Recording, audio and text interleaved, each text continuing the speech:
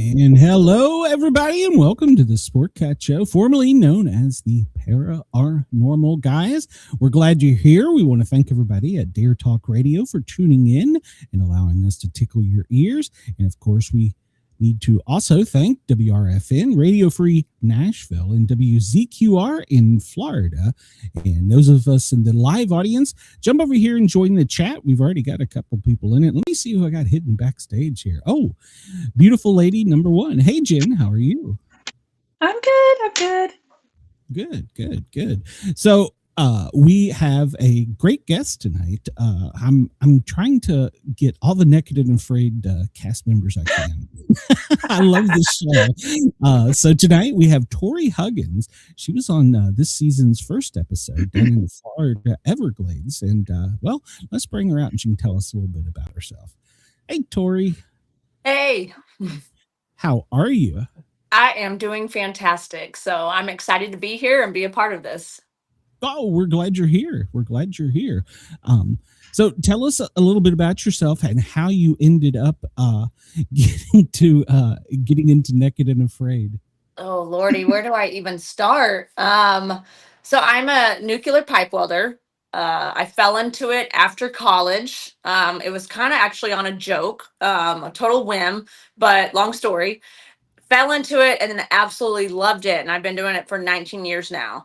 How I decided to apply for the show was I had a stint of my life where I just got I didn't stop loving myself. I lost my confidence. I lost everything. I was in bad relationships and I just kind of lost a big part of myself. So when I decided, I'm like, I have to make a change.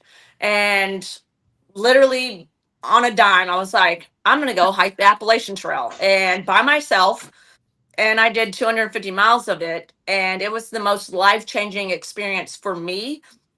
And as soon as I got done with that, I was like, what's my next adventure? What's my next challenge that's going to bring me, like, dig deep to find that Wonder Woman inside of me, you know? And I applied for Naked and Afraid just to say, well, I tried, I applied.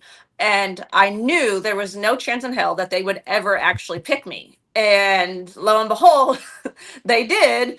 And then, like 7 months later or so, like, there I was on the show. Wow. Which was also a life-changing event for me. You just don't go through something like that and don't grow. You don't jump in a rabbit hole and come out unchanged. So when you first found out that you were selected, what were your thoughts? At first I was like, this is just a formality. When they wrote me back the first time off the first application that literally took like 30 seconds to fill out, I was like, oh, it's just a bot, sending me back to fill out a bigger one. So I filled out the one, it's like 500 questions, however long it takes. It took me like 5 hours because it was in depth. And once again, I sent it out. I'm like, never going to hear back from them. They're going to be like, this girl is crazy and not at all what we want or prepared or knows nothing about this stuff.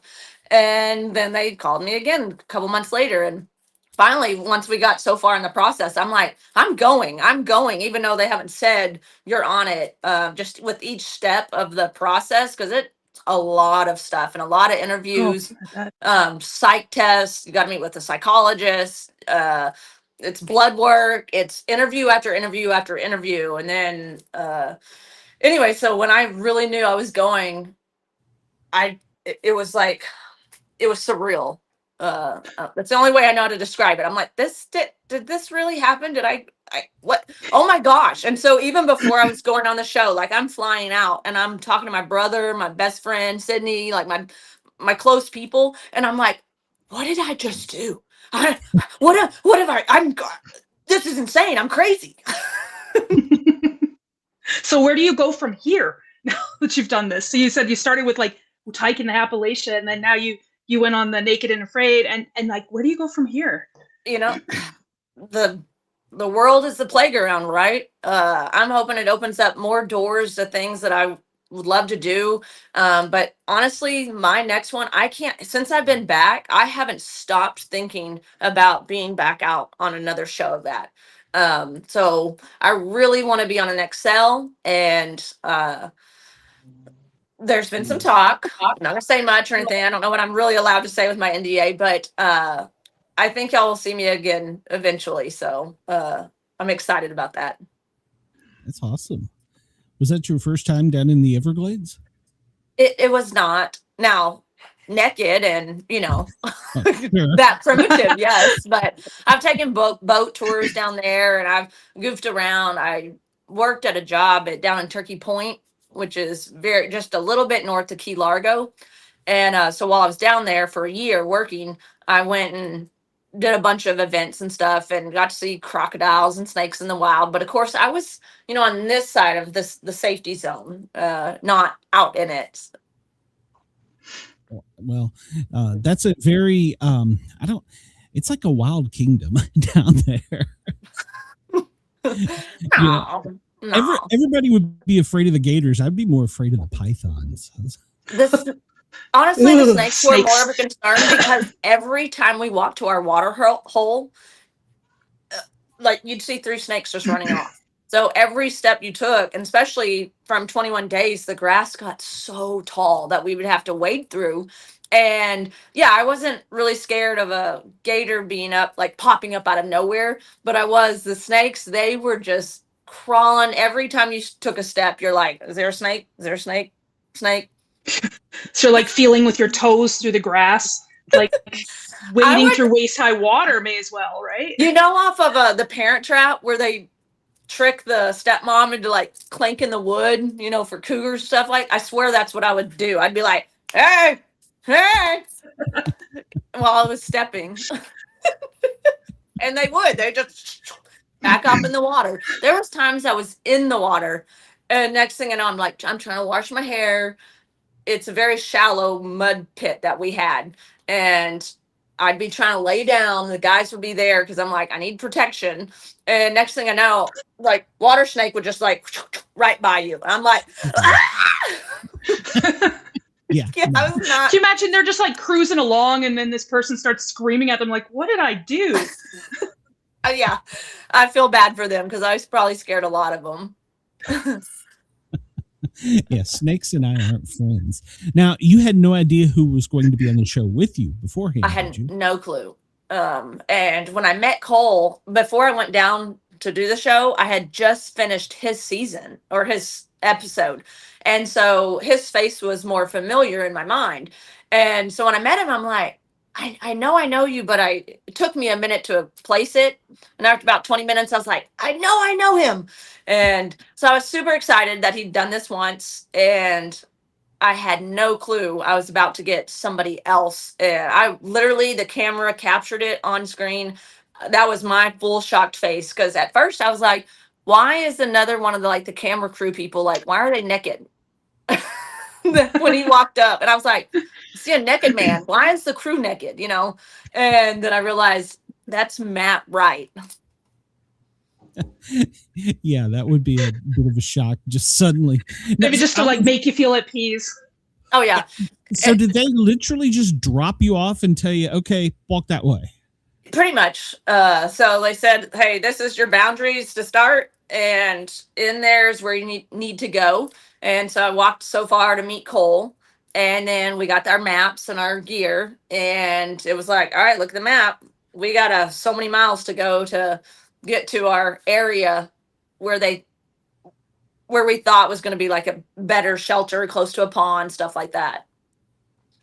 Did you have to do a lot of physical exercise? What did you do to prepare? I ate a lot and drank a lot of beer. It's I won't be having this for a while. I want to get it out of I really was just trying to gain weight, and I'm a very physically active person. I mean, I work in construction and I'm always active doing stuff outdoors. So I'm not super fit. I'm super fit, but it looks like I eat tacos on the regular, just not. uh, I was reading up with literally Chat GPT and some other sites and stuff of, hey, how to skin a gator, how to do this, how to make these certain shelters, all the different things. So I was doing a lot of research to get all the knowledge. But as for preparing, besides like starting fires and practicing that, I just did a lot of reading and then trying to gain weight, which I put on, I think, like 13 pounds. My clothes weren't fitting. I was having to wear sweats before I even went down there because I'm like, can't even get my pants on. And, but I ended up losing it, of course. So. Nicole, here's the guy thing. She was telling me about, well, she was telling us about when she got ready to get off of the, I guess, the truck or whatever and take her clothes off. She's like, I had to fashion coordinate with the clothes. And I'm like, what? And of course, Jen picked up on that. I was like, wait, what? Wait, I didn't hear you. What happened? Nicole said she had to coordinate. She wanted to have nice underwear on. Oh. So I was like, what? It's like, I'm going to be on television. I want to make sure my underwear matches. Looks good. Yeah. Well, my stuff don't match, but I did pick out my nicer ones for it because I was like, I ain't about to pull out some granny panties and throw them in the trunk because I know it gets seen. So, but what was funny is on the show, they showed me doing the shimmy on my shorts, and I'm all like, I can't get them off because I was so big at the time, and my normal shorts wouldn't come off. So I'm like doing this wiggle, and yeah, throwing the panties. It wasn't like being at the gynecologist where you try to tuck it and hide it, like heaven forbid the gynecologist sees your underwear. So yeah, I was like, all right, throw the stuff in. And one of the last scenes was my panties went bloop on top, and I was like, good thing I wore some nice ones.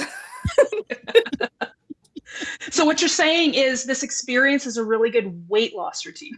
It is absolutely the best. Atkins, whatever the diets that are out there, none of them will compare to this. Promise you. Somebody asked if it's your same clothes back at the end. I was just going to say, I saw that question. Now, if you eat as much as we did, then like Matt Cole barely lost any weight. They were like, I gained 20 pounds for this show thinking we were going to starve, but we really got a lot of food and ate well. But I still lost 12 pounds, even eating well. But we ate every single day out there. But when I say we ate, it wasn't like we ate 3-course meals every day or even a full meal. We would have at least a piece of jerky, or something, or a little bit of heart of palm, which I hated. And the guys, for the first week, every time we got something, that they would scream out, "Feast or famine!" And so I tried that the first so many days, but then after that, I was like, I'm gonna famine. Like, I'm so stuffed right now, and I feel like we're gonna get something else. But they're used to it, and so they're used to going, a week or so without food. And after a week of us eating every day, I was like, no, I'm gonna pick a little bit. I think I'm preparing for that because I have ADHD and I'll get hyper focused on something and I'll forget to eat breakfast, lunch, and it'll be 5 o'clock. I'm like, oh, I guess I better eat some breakfast, and then so I could go for a whole day without eating just because I forget. You're like my brother. He has that mentality of ADHD or ADD, whatever it is. And I am undiagnosed, self-diagnosed ADHD, but I've never had it to the extent of I forgot to eat because I love my food. And now I'll forget to do a lot of things, or I'll be all like squirrel, Oh yeah. But I never forget my food. I just get so wrapped up in things, and then I just forget the world exists. Like a tornado could wipe through our house, and unless it bothers me and whatever I'm doing, I could care less. Right. I just set alarms for myself. Yeah, very focused. I've never been. So I'm usually stuck in my own little part of the world. What is the environment like in Florida? I've never even been south of. I think I went to Disneyland when I was 17. That's as far south as I've gone.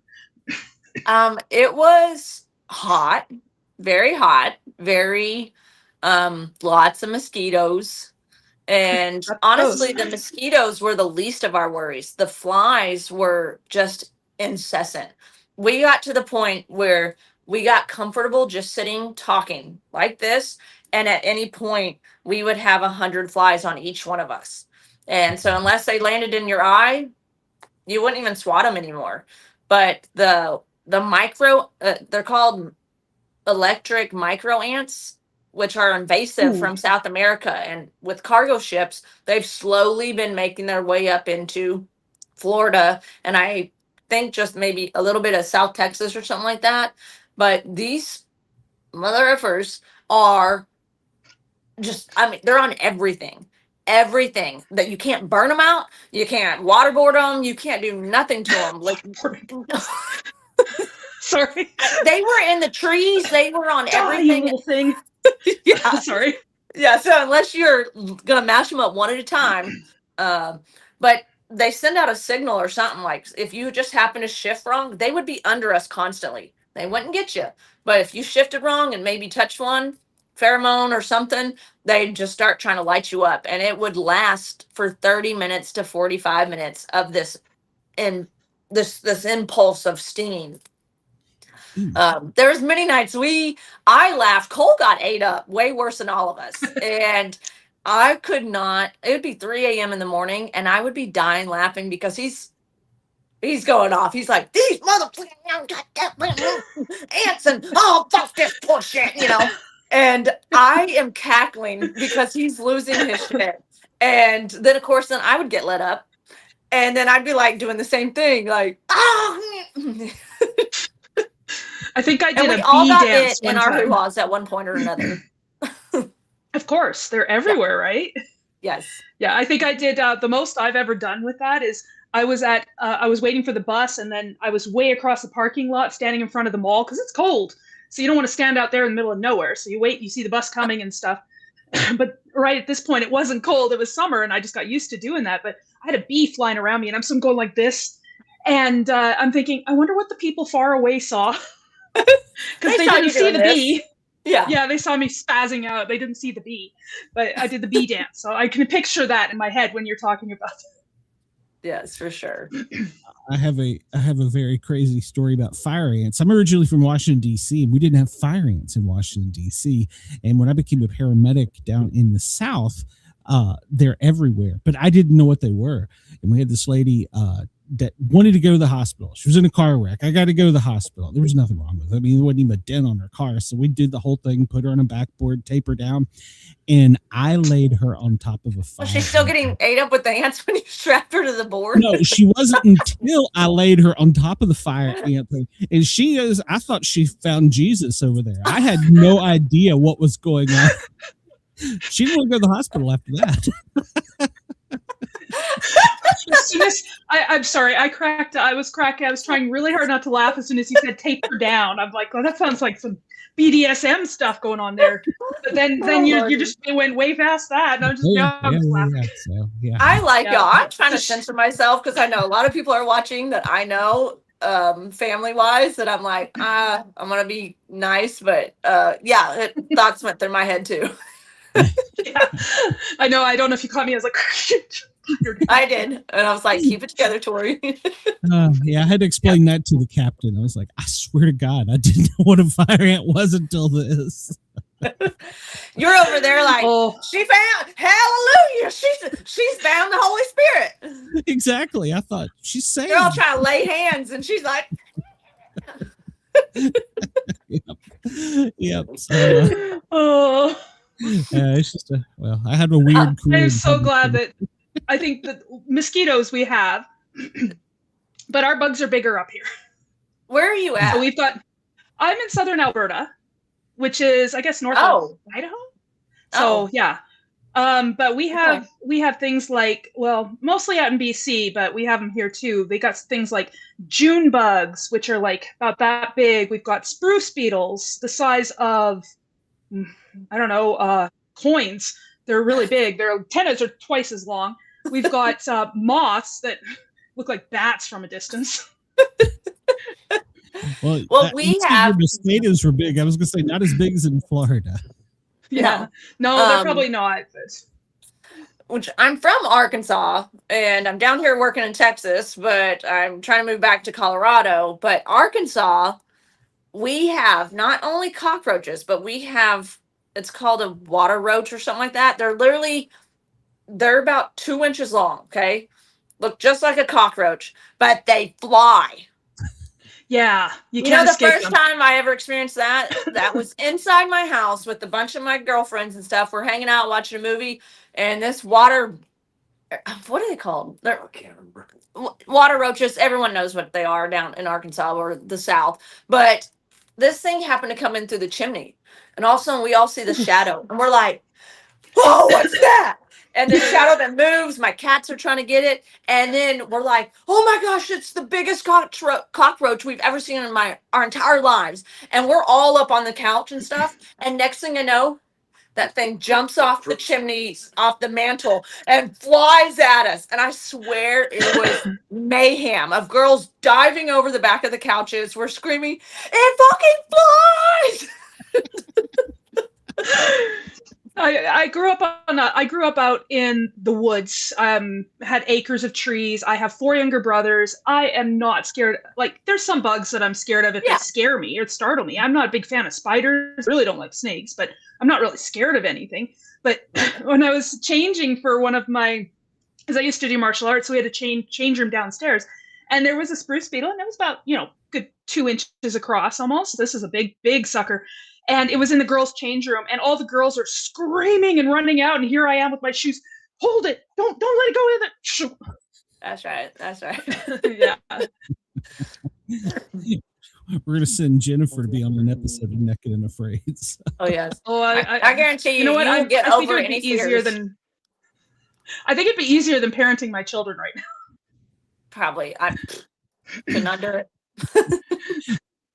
Had you done anything like that before? I mean, what, like outdoor survival? Were you a camper? Did you hunt? Did you fish? I've never hunted. I did fish growing up, and my first hunting experience was when I was 8. It was a thing. When you turn 8 years old, our grandpa would get us all a 22 rifle, okay? And then your parent then would take you out to hunt, okay? And my brother, 3 years older, when he turned 8, he got the rifle. He went out with dad, and he ended up killing this huge, like 8-point whitetail buck that was big enough to mount and everything. Okay, like he even won a trophy off of it for the state of Texas. So 3 years later, I'm like, well, I'm gonna do that, but better. And I get my rifle. I'm ready. I get my camo gear on, all this stuff, and my dad takes me out, and we're in the blind, like 20 minutes in. It's very cold. Here comes a little or a doe. It was a pretty big doe. And dad's like, "Okay, there's your deer." And I'm like, "That thing don't even have any antlers." And he's like, "I know, Tori, that's a female, but that's good meat." Well, I don't want to shoot that, you know. And dad's like, "Oh my goodness." So, 10 minutes later, here comes a little spike, and it's got little antlers, they're about 4 inches tall, 2 of them. And dad's like, "Okay, Tori, here's your young buck, and it's got antlers like you want." And I was like, "Well, those are really tiny. Would you mount it if I get it?" And he's like, "No, it's too small." Well, I don't want that. One more time, another little spike comes through, and after the third time that he said he wouldn't mount it if I didn't shoot it or if I shot it. I didn't understand just eating the meat at that young of an age, And after the third one, I turned down. He goes, "All right, let's go." And then I've never been hunting again in my entire life. Aw. But I have always grown up in the outdoors, camping, hiking. Until the Appalachian Trail, I'd never done anything alone. I was always in groups or with friends, and it was guided things. But the Appalachian Trail is what really changed me. I've now gone all over the country by myself and hiked hundreds of miles in all different places by myself. Where did you start on the Appalachian Trail? In Springer Mountain, Georgia, which is mile marker 1. And now, whether you're southbound, northbound, everyone will have their thing of no, it's you start up in Maine and you go south, But that was literally mile marker 1 or 0. I started in Springer Mountain, Georgia, and I made it all the way up past the Smoky Mountains in Tennessee. Oh wow, That's a decent hike. Yeah, Just a little. just a little bit. Yeah. But I ran across rattlesnakes, bears. I mean, right up on them. Army Rangers. A whole Army Ranger that I actually pulled my gun on because that's a wild story. I don't know if you want to hear it, but it was night 2, and my dad, he just was so like, if you are going to go on this, he kept trying to beg me not to go do this by myself. And he's like, finally, if you're going to go do it, at least take your pistol. And I was like, fine, I don't want the extra weight, but I'll do it. And he kept talking about there's crazies out there, and he's true, but most people that are that crazy aren't going to hike that far up on a mountainside to try to kill someone. It does happen. So anyways, I have my pistol in my fanny pack and night 2, I camp alone and I'm in this clearing, and right in the middle of me cooking my dinner, and I'm miles and miles away from anyone or anything, I hear da, da, da, da, da, da, pow, pow, pow, da, da, da, da, da, like rapid fire guns going off just where I came from. And I'm like, oh my gosh, it's a lone wolf, some crazy guy, and he's shooting up all the hikers because I can hear it getting closer and closer to me. I grab my gun, I sit there for so long, and then I gaslight my own self into, no, it's just a semi truck. The brakes were going out, something crazy. I didn't actually hear what I heard, even though I'm an avid gun owner and user that I know the sounds, So I calm myself down. Now I'm in the middle of eating my meal. And next thing I know, here comes this decked out from head to toe, camo paint, the patches, everything, side arms. He's got his AR-15, all these things, but he's running and he just sprints right into my campground. And there, I jump up, I drop everything, and mind you, I'm in little booty shorts and a little pink tank top. I run and jump behind a tree because I thought that was my only way, is if he didn't see me, then I can hide and maybe he'll go on. And as soon as I start to swing around this tree with my pistol, he looks over at me and sees me, and instantly I draw on him. And mind you, this guy's got blanks because he's doing, it was like Army Ranger training up in this, wherever it was. I didn't know this, they didn't have signs up on the trail that they're going to have helicopters flying over eventually. They're going to have mortars going off, and then people actually driving and running through all of our area. So as soon as I saw him look at me, I knew there's no way my little 6-shooter could take on an AR-15, and we are 20 feet apart from each other. So I pull on him and I start yelling. Sorry, I'm talking so fast. I knew I had to fire if he even started to pull the gun towards me. And luckily he did not. All he did was look at me. He saw me draw on him, and he instantly starts throwing his hand up while he doesn't break from running across me, going, hey, how you doing? And I'm like, what are you doing? Why are you up here? Are you a killer? And I said some explicit words to him, and he instantly is just like, hey, yeah, we're doing Army training. And he keeps on trying to go away from me. And, he had to run back to his platoon and be like, this bitch in pink and little booty shorts just pulled a real gun on me while they had blanks. That took a long time for me to come down from, that's for sure. So you're sitting there going, okay, that just happened. But I was like, my dad was right. This is how I go out. So was that more frightening than anything you encountered in Florida? No. Maybe in that one intense moment, but after I jumped on the gator's back, I once again thought, what am I doing? I am crazy. But hey, when in Rome and YOLO, and I kind of felt somewhat safe when I jumped on the back of that one. It was like Matt coached us through the whole thing, even though he didn't hold the rope, he didn't participate or anything like that. But the second one we got, where I'm holding it by the tail, There was no coaching. This thing was snapping and rolling. They barely showed any of it. At one point, I jumped over its head and it snapped at me. And I'm like, there's no one on site that can really kill this if it was to get one of us. And that's when I was like, we are in this and there is no rules, no one to save us. And Matt's not giving us instruction because it was happening too fast. And that's when I was like, okay, I've seen it in a movie. I'll grab its tail. They can spin around pretty quick. Oh yeah. Like there was multiple whip around times to that I get their actually tail. let go of it because it had spun around. I swear it did like a 180. And I'm like, nope, not today, Satan. And then it spin around again. I'd grab its tail and Matt's trying to get it with the stick in the front to distract it. And that scene was crazy. Was that your I'm gonna die here? This is how I die moment. Kinda. That is when I knew this is not stage. This is, you know, I've heard people online saying, oh, they tranquilize, these gators. And I'm like, this is real. And I literally could get bit. and this gator is the size of me. So. Yeah. And you're in its backyard. Yes. Yeah. Yeah. Huh. That had to be scary. So did you ever see any more Army people? Or was that? No, I didn't see any, but I did hear for the next like 3 days of hiking, I would see Apache helicopters or whatever, some sort of helicopter coming over, boom, boom, boom, boom, boom, boom. And then every once in a while, when I'd be like at a road crossing or something or a dirt road, I would see the Humvees and stuff going by with their guy up on the gun.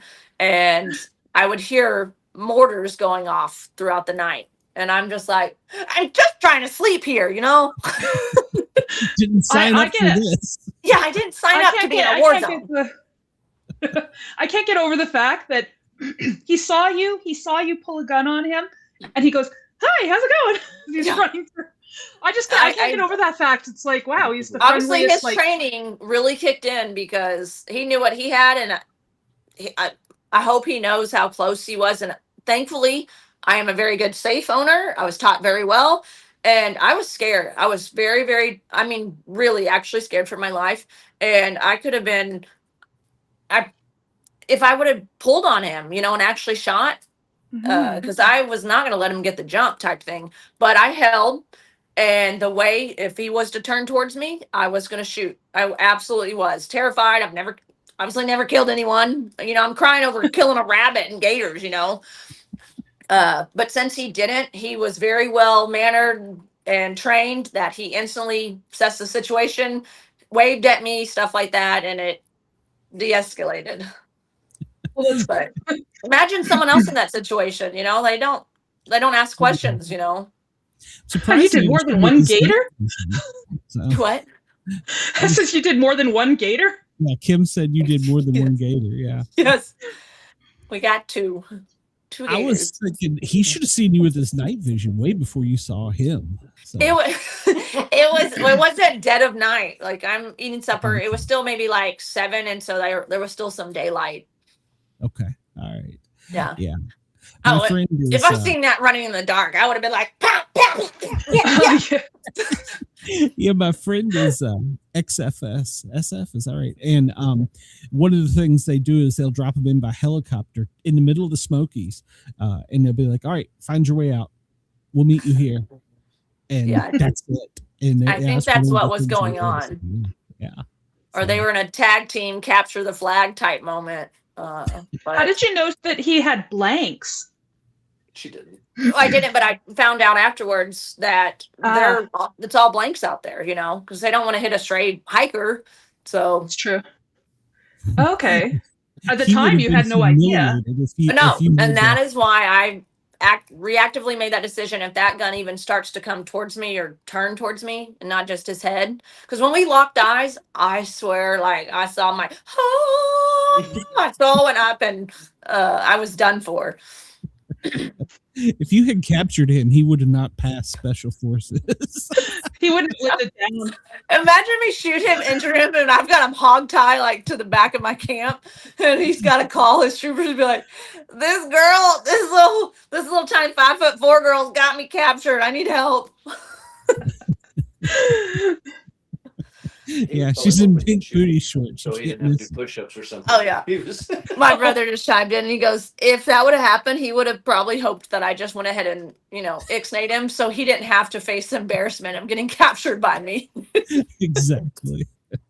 he's more scared of push-ups than he was. Yeah. So did you the gators you had two? Did you have it? I don't remember. I saw the episode, but I don't remember. You didn't have any other thing. You didn't need any snake or anything. I remember. Weren't you talking about you were hoping to get one or? We ate the snake.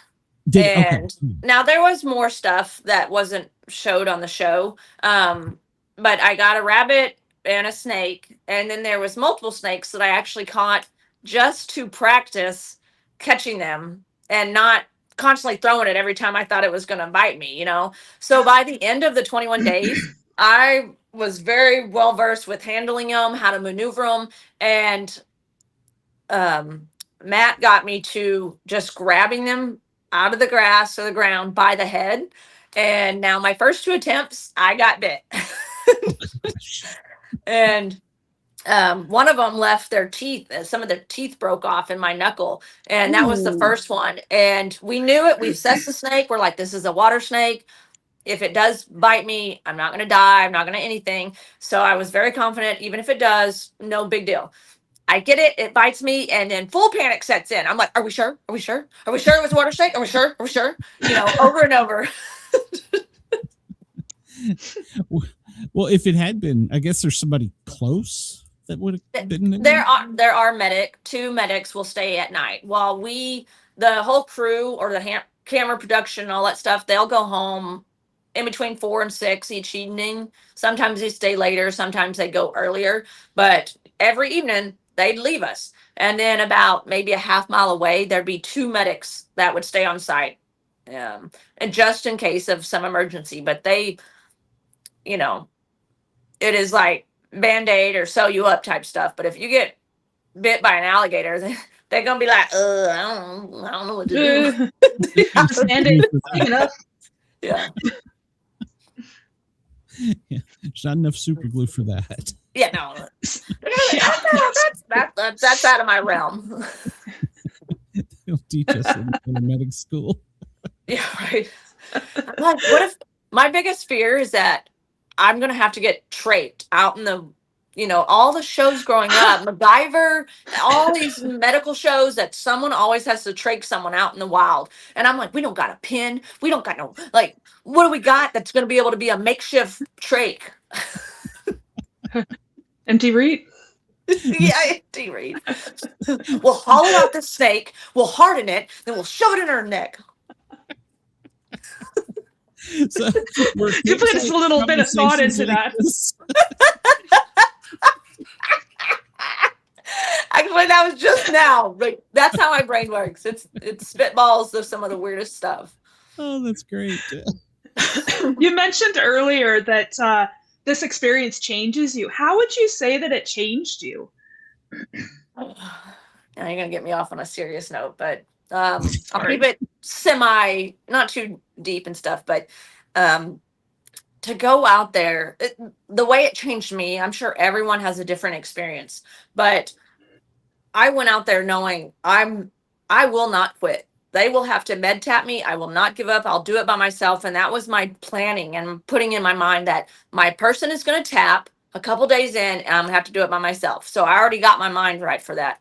But you live your life, and just throughout all the years, and I'm 41 years old now, I've been through some shit. I've had some traumas that are just devastating, that stop you in your track. Your whole world stops, and you got to spend years trying to build yourself back up. And after so many things that have happened, you lose sight of yourself, and you carry all this weight, all this darkness, all this baggage. Even though I'm still laughing at times, it's there for me. No one else can see it, And when I went out there, I'm gonna get teary-eyed. Sorry. No, it's all good. I'm a huge crier, but and hopefully this can stop it. I don't need a tissue. Not yet, at least. When I hope it can resonate with some people that, like, this is you need something that is going to push you, break you down to your nitty gritty. And that is where you find that inner core of you, that willpower of, I'm going to get up today. This was a hard ass day, but I'm going to get up today. And the more times you do that and tell yourself, I'm going to keep stepping forward, all that crap just slowly breaks off. And I was able to let go of a lot of weight that I've held for way too long. And that were things that I shouldn't have ever been carried in the first place. It was what other people had done to me, certain traumas, and it sticks to you. And so out there each morning, I woke up and I felt I could breathe a little bit deeper. And yeah, I found so much more confidence. I found so much more love for myself.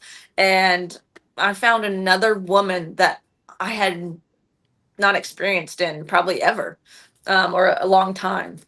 So it changes your whole perspective. Sorry, Glenn. No, I was going to say, while you were out there, one of your teammates was having a hard time.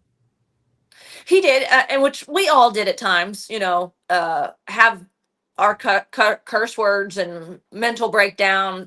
None of us cried out there from any crazy thing, but Cole did have a moment where it was like 2 hour bid, if that, and he lost it. We were hot, tired, everything, no sleep. The bug bites were getting to us, and there was no place for us to ever go to that we could get a little bit of reprieve. It was all day long, all night long. And so that was a day. It was, I think, early in the third week or something, or into the second week, that he snapped and he needed to go for a walk. And he came back. We talked to him and he cleared his head and he was good. But when I'm talking about things that I've carried through my life, it's not bug bites. It's not stuff like that. It's dark, heavy stuff that women have been through, or all kinds of people. And yeah, we pick up the traumas and we hold it with us. Yeah. So to be out there, really, I'm pretty good about, you never heal from certain traumas. You'll always remember it, but you can let it go where it don't affect you. Okay. But there's been some that it's always just a shadow that keeps following me, or weight dragging on my foot, and try to live life when you got 50 pounds of something holding on to you and you got to drag it through life. You lose yourself. So I don't know why or how, but out there, something allowed me to shed some of that stuff that I've carried for years. And it literally was a life-changing show for me. Do you think anybody could do it, or do you think it takes a special kind of person?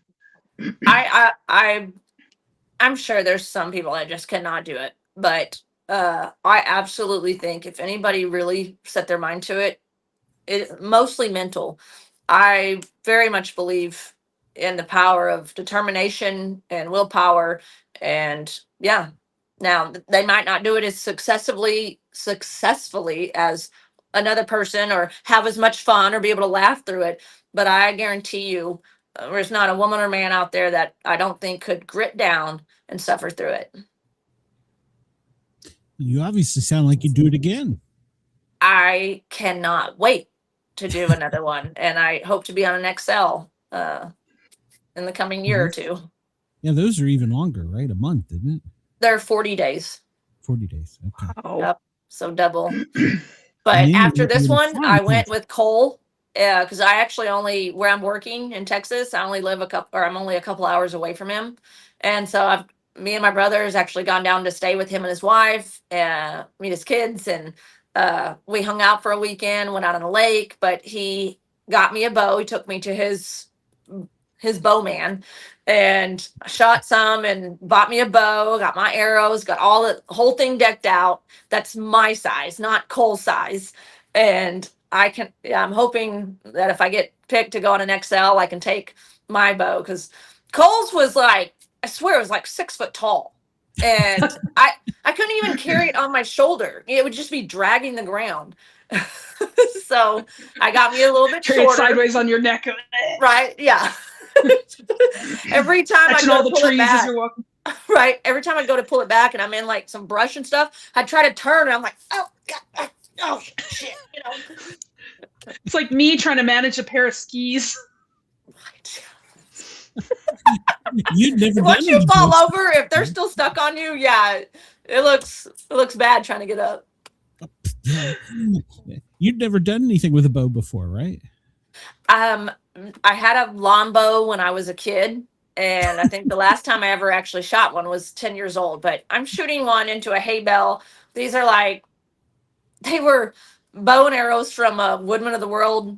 It's a life insurance, but they would put on a camp. And my dad used to be the area state manager for them, and so he brought back these bows for me and my brother, and we'd stand there at the hay bale. I'm talking not the square one, the big round one. Okay, so it's an easy the one target. you have to like scale to get up to the top. Oh yeah, for sure.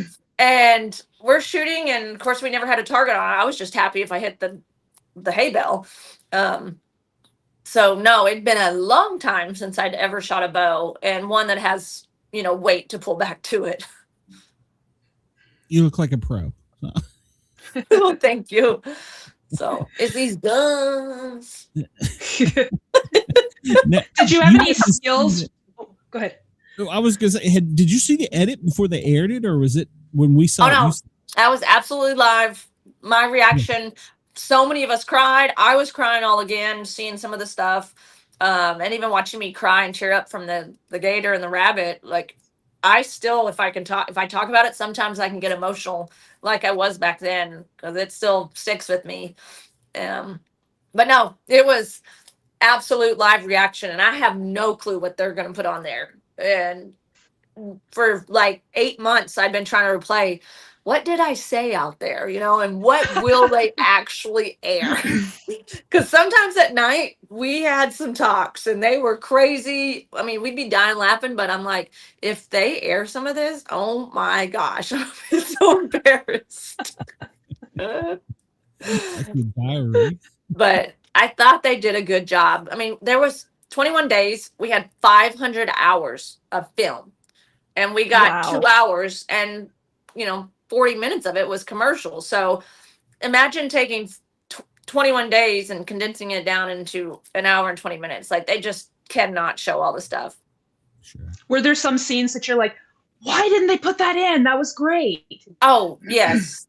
Especially some of the laughing scenes. I wish they showed some of our humor throughout it that I did enjoy, but there were some where, man, I can't breathe. I'm on just all fours, dying laughing, and I'm going to call them out. But Matt, and Cole were in the tent. It's like 2 a.m. He's got a churned stomach or something. So he's like, okay, he's hurting. So he's going to go out further than he would if he just had to do something. So he goes, I swear he's like 50 yards away. Like, he's out there. Okay. And he ends up ripping this part that I swear it echoed in our tent. And me and Cole are still laying there. And when we hear this, it sounded like a trumpet. And our little palm frond shingles were like, like ruffled. It's like an air horn. We stayed up for like 3 hours, and that's all we talked about. And even Matt's yelling from so far away. He's like, I didn't know it was going to be that loud. And oh my gosh, it was so funny.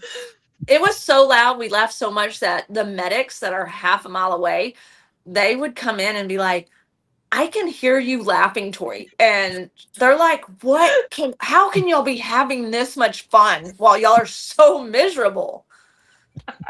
They're like, we're sleeping on cots. We got food. We got soda, water, shelter, tent, everything. You guys are over here laughing your butts off. Warm blankets. And they're like, Yeah. or they were saying like, we're not even talking hardly or laughing. And I bet you it was chased so all the good. predators away that night. Oh yes, for sure. I'm trying to think of some other moments that I wish made it. Was there one of anything them, that you didn't make it? Oh, sorry. Oh, okay. So the owl stayed with us for like 17 days, and it was super spiritual. But at one point, I walked up to it, and I wanted this to go in the reel. I looked at it and I said, "How many does it take?" What did it say? It was like, three. Yeah, 3. No, because I was like, anyone who knows that will get that joke and be funny. But when I did it, the camera guy, he was filming me do it, and he had no clue what I was about to say. And you see him just start laughing and can't even film it. That's great. Oh wait, there's one more. Sorry. No, go ahead. When Matt got there, I'd already made jokes to Cole, and when Matt got there, and it never came out in the show and stuff, but I am gay, I'm a lesbian, so I'm out there naked with a man, okay? Not my favorite scenario ever. Actually never. And anyways, well then Matt gets there, and I swear every producer, every crew member, they died laughing when they happened to be standing both next to me. We're all talking because he just got there, and I was like, oh my gosh, this is just a real lesbian's dream, to be sandwiched between 2 men. I'm just in naked and afraid heaven right here. And neither one of them knew at the time, and they just like die laughing. The camera guy starts shaking. The producer starts yelling at him like, get your stuff together, be serious. And you're supposed to be miserable. Yeah. They're like, you need to not have so much fun. That's why I always say either you laugh or you cry, and laughing gives you less wrinkles. So true. That's good. At night it got really dark, right? I mean, there was nothing. I mean, it was pitch black, right? Oh yeah. Until we would get our little GoPros out to do the night vision, we couldn't see anything. And so, like, to even go to the restroom, we all 3 of us had different spots that we would go pee at night. Okay. And mine was, I'd go out the left side of the tent, but I'd fill the tent. I know where I was at. And then I knew 2 foot in front of that, there was a vine that was on the ground, but about 2 foot up. So I would wait for it. I'd find it. Then I'd trace it down so far. And then I'm like, I'm at my pee spot. And the guys all had their spots. And I don't know why I told you that story, but whatever. But that's okay. No, I mean, yeah, I mean, you think about it, it's pitch black. You can't see anything. And so this is going to lead me into my next question, because we can only keep you an hour, but we're going to have you back because you're great. I love thank you. Yeah, I'd love to. I told you were Superwoman, so I'm glad you're here. We ask every guest, and especially you were down there in swamp ape territory. Have you ever seen a Bigfoot or a ghost or anything? So in my life or just down there? Well, whichever you want to tell, whichever one you share. Either one. I didn't see any ghosts down there. Now, we heard some stuff for sure. Never know what it was. But for a long time in my life, I've suffered from night terrors and sleep paralysis. So anyone who knows about sleep paralysis, you see some stuff. But there was one time I was in El Salvador with a friend, and we were in this bunker, or not a bunker. We're not at war here, but a little hostel, cabin. Okay. And anyways, we're sleeping, and my bed's going this way. Hers was over here. Okay. And then there's a bathroom that goes off from the edge of mine, and then just kind of open space. And I wake up. I still remember the dream I was having, but I wake up. I'm in that room, and my friend was sitting on the edge of my bed. So I straight up was like, whoa, I screamed, kind of panicked, and then I realized it's her. And then I was about to, like, I'm trying to catch my breath. I was about to be like, why are you sitting on the foot of my bed? Like, it was a little weird, And all of a sudden, because I yelled and gasped, my friend from over in her bed, she goes, what's wrong? What happened? And that person, it was a woman, and I'm not kidding, not crazy. This is plain as I can see, y'all too. That thing jumped up. My bed actually shook, and it ran off into the bathroom, which there's no door or window or anything to. And I sat there awake for hours until Joy finally woke up, and we could go on the rest of our day. But for about 4 hours, I just sat up and Lights are on. never went back to sleep. So it wasn't like I was kind of in a dream or something like that. It was as plain as day. Weirdest thing ever happened to me. Wow. And you were the only one I to did see not it? feel threatened by it though. That's good. Maybe it ran off. It really just had to go to the bathroom. What are you doing Seems like here? odd if it it could run anywhere, but it runs to the bathroom. Sorry. Yeah, no, why not out the front door, but Yeah, or through a wall or a window. Like, how did it get in? If it came Right. in, Yeah, it's gonna get you. I do have lots of stories like that, but they're creepy. Okay, Oop. well, we can have you back. Our chat loves you, Ye- by the way. Chris Yes. says that Who loves me? the whole chat. Chris says okay, that good. he hopes to come back because Yeah, I've tried not to pay attention to any of the stuff going on, so wanted to be in it with y'all. We haven't got any pervs over there. Well, Butch, but he's normal. So what's next for you, Tori? You gonna? I mean, aside from the TV stuff, have you got something else you're thinking about? A book or? You know, I've ever since the Appalachian Trail, I've wanted to write a book. And I've started a couple pages, but then I never finished it, you know. But I want to tell my inspiring how that was so life changing and the stuff that changed Mhm. me and how I grew from it. I would love to do one over this or just my life in general. It's wild. It's a wild story of pain, success, laughter, heartache, all the things. Should be a bestseller. But honestly, I'm trying to segue out of my welding career. I've been doing it for 19 years. I love what I do. I've been in supervision for a while now. I've made a name for myself, but I'm trying to start another business. I won't get into it or anything like that, but I'm in the first steps of it. Actually, more than a few steps into it, and potentially could be the next step in changing my life and retiring from welding. And then, like I said, the world's a playground. But I would love to do more shows. I'd love to be on Survivor, doing some commercials or something. You know. I think you'll do well. I really Well, do. Oh, well, yeah. thank you. You've got a great story. And I was serious when I told you when you going back and forth and you sent me your bio. I was like, Jesus, you're Superwoman. Yes. You didn't tell me this. I really appreciate it. I can't do a little tiny bio and get the essence of things that I've done in my life or what I've been through or accomplished or anything like that. But I tried to hit some high points there, and You but did fine. You did great. well, thank Kim you. asked if you liked the Paranormal Activity show. I guess she's talking about us. Hope you like us. Yeah, we'd love to have you back. And of course, we're going to follow your career. I think me and you'll be best friends now. So I like it. Thank you. Yes. yeah, and Jen can help if you want to work on a book there. She's Yeah. a best-selling author. So I would love that. I just need to get to a point where I'm not working 6 days a week. Because when I do work, we are no holds bar. We are 6 days a week. Go for so many months, and then I take off for so many months. And so I work about 6 months out of the year. It's good balance, but it's a lot. And I would like to retire from that, and then do some of this other stuff. okay.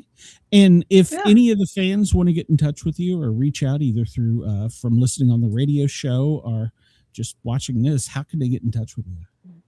Facebook, Tori Huggins, Welder Girl 03 is my IG, my Instagram handle. I'm on TikTok. It's all under Welder Girl 3, but my name's also in there. So Tori Huggins. Okay. But yeah, feel free to follow me or send out a friend request or something. I've been getting lots. I can't accept them all. But I try to respond back to people right now. And but yeah, reach out. Love to hear from you. Good. And reach out to your contestants that were with you if they want to. All of you want to come on one night, and I'll have all of three. Of Oh, you. that would be Okay. fun. Yeah, I would love to. They were actually supposed to fly out to my premiere and us have a giant one together. They had to back out kind of last minute, but I'm like, that would have been amazing to do a premiere together with them. So maybe next time. Yeah, Yeah. reminiscing about the butt trumpets. But I think Sorry. we did 2 hours. So yeah, all three of you. Yeah, come on. I love it. So all right, I'll let them know for sure. I talk with them all the time. They are my brothers for life. oh yeah. After something Yeah. like that, you can't. Yeah, you can't help but be close. And the thing that we just connected so well, not just being out there to survive, but we like I said, the laughing, the talking through everything, gigging each other. It was nonstop banter of just talking shit to each other. That's great. All right, Tori. Well, thank you very much for coming on. I'll send you the link to all this afterwards, and you can Awesome. it out. So have a great night. Thank you. Well, thank you so much for having me. It was a pleasure to meet y'all. I'm sure we will stay in touch. Yes, ma'am. Thank you. Yeah, We will absolutely. see you soon. All right. Bye-bye. Bye. She's great. Mhm. I knew she was going to be. We talked about it before the show. You and I did. She's awesome. So yeah, we'll definitely. I love her sense of humor. It's like, so I think we have a similar sense of humor. Yeah, she's great. So yeah, we'll have her back on. Heck, I might just have her fill in with us sometimes. So we'll get absolutely. Time. So let me push a button here to keep us legal in Australia. Which button do I push? I think it's this one. Broadcasting across Australia on Dare Media Group radio stations, this is the Sportcat Show, uncovering secret chapters, strange encounters, and the occasional technical mishap. We won't talk about technical mishaps. And by the way, I need to apologize to our Australia affiliates. I was so excited to get Tori on. I forgot to hit the commercial at the beginning of the hour. So my apologies to our Australia. Everybody come over and join us. Thank you, Kim. Well, if you were talking to me, come over and join us on the Sportcat shows. We are live every Wednesday night, 9 till 11. Well, sometimes a little bit longer. And we always have two guests. Now, this second guest, well, Jen here kind of encouraged me to bring him on. And, well, his name is Chad, and he is also a Canadian and an author. Let's bring him out so we can catch up. Hey, Chad. Hey, Glenn. Nice to meet you. Jen, good to see you again. Absolutely. Yeah, it's been a while. How are you? I'm doing all right. And yourself? Doing well. So tell us a little bit about yourself. You've done a lot as well. I've done a few things, for sure. So I had an entire career in manufacturing for 26 and a half years, made it to production management. And then in 2024, decided to pull the pin and retire from that. In parallel to that, I was working as a firefighter paramedic for a county nearby where I live. And I've been doing that for 17 years. So when I retired, I decided I'm just going to do fire full time. In parallel to all of that, I started writing books because I was interested in just, exploring the creative nature that I've always had kind of dormant in myself. So I started writing books. I've got nine published books right now. I've got one at the editors. I'm actually pitching one to film right now. Some of the producers are looking at it. I've turned it into a script called The Pact. It's a horror thriller. It's probably one of my favorite books so far. So I'm doing all that. I'm also raising a family. I've got 4 kids. My oldest is 25. I got a 23-year-old, 21-year-old, and an 18-year-old. And then I decide after I retire from Eaton, working fire, we do 24-hour shifts. So it's a day on, 2 off, a day on, 4 off, 24 hours. So I decide, I've got enough time. I'm going to throw my name in and run for city council in Airdrie, Alberta. So lo and behold, I get elected. Like, shocking, right? So I've been a city councilor for the last 6 months and just working with the city and trying to, because we're the fastest growing community in Alberta, one of the fastest in Canada. It's amazing to be part of the energy and such. And so they elected 4 new councillors, and 2 of the existing councillors got reelected. And one of the councillors went to mayor as well. So we've got some of the older individuals there for the experience, and then a whole bunch of new blood in it. And so it's exciting and fun and a little stressful at times. I feel the weight of the responsibility every single day on my shoulders and stuff. But so that's basically me in a nutshell. Yeah. So it's been a wild ride so far. You're a city councilman in the same area you're a firefighter, or is it a different area? No, it's so the county, I work for Rockview County, which is just outside of Airdrie, but I'm a city councilor in Airdrie. It's actually is a little awkward at times because we had a 4 level of government economic forum, and the Reeve for Rockview County, Sonny, was there, and he had known me because a couple weeks earlier I received my 15-year pin. I've been a firefighter for 17 years. They do it every couple of years. So I got my 15-year pin, and I shook Sonny's hand as an employee of Rockview County in my fire uniform. And then I get to this event, and I roll up on my motorcycle because it was a beautiful day. Lo and behold, in Alberta in the beginning of February, it was gorgeous. So I rolled up my motorcycle. walked in the door and he's like, "Hey, you just rolled up in motorcycle." I'm like, "Yeah, I'm Chad Stewart, Airdrie City Council. You're Sonny, right?" He goes, "Yeah." I'm like, "Yeah, we met a couple weeks ago because I actually am one of your employees for the fire service. You gave me my 15-year pin." So we chatted a little bit there. So it's a little bit of an interesting dynamic. There is one board in Rocky View County that and Airdrie, like an intermunicipal board that we collaborate, that I told the city I can't be part of because that's obviously a conflict of interest and such. But I'm free game for all the other different boards and stuff that we have as a city to manage it. Yeah, so interesting. That's cool. I know I've asked this before but I haven't asked it on the show before. But do you ever have any downtime, or do you just like live to work and work to live? It's weird. Like if I have downtime, I fill it. My wife says I fill it with stuff, but it's not just because I want to fill it with stuff. It's just I've got such an active mind.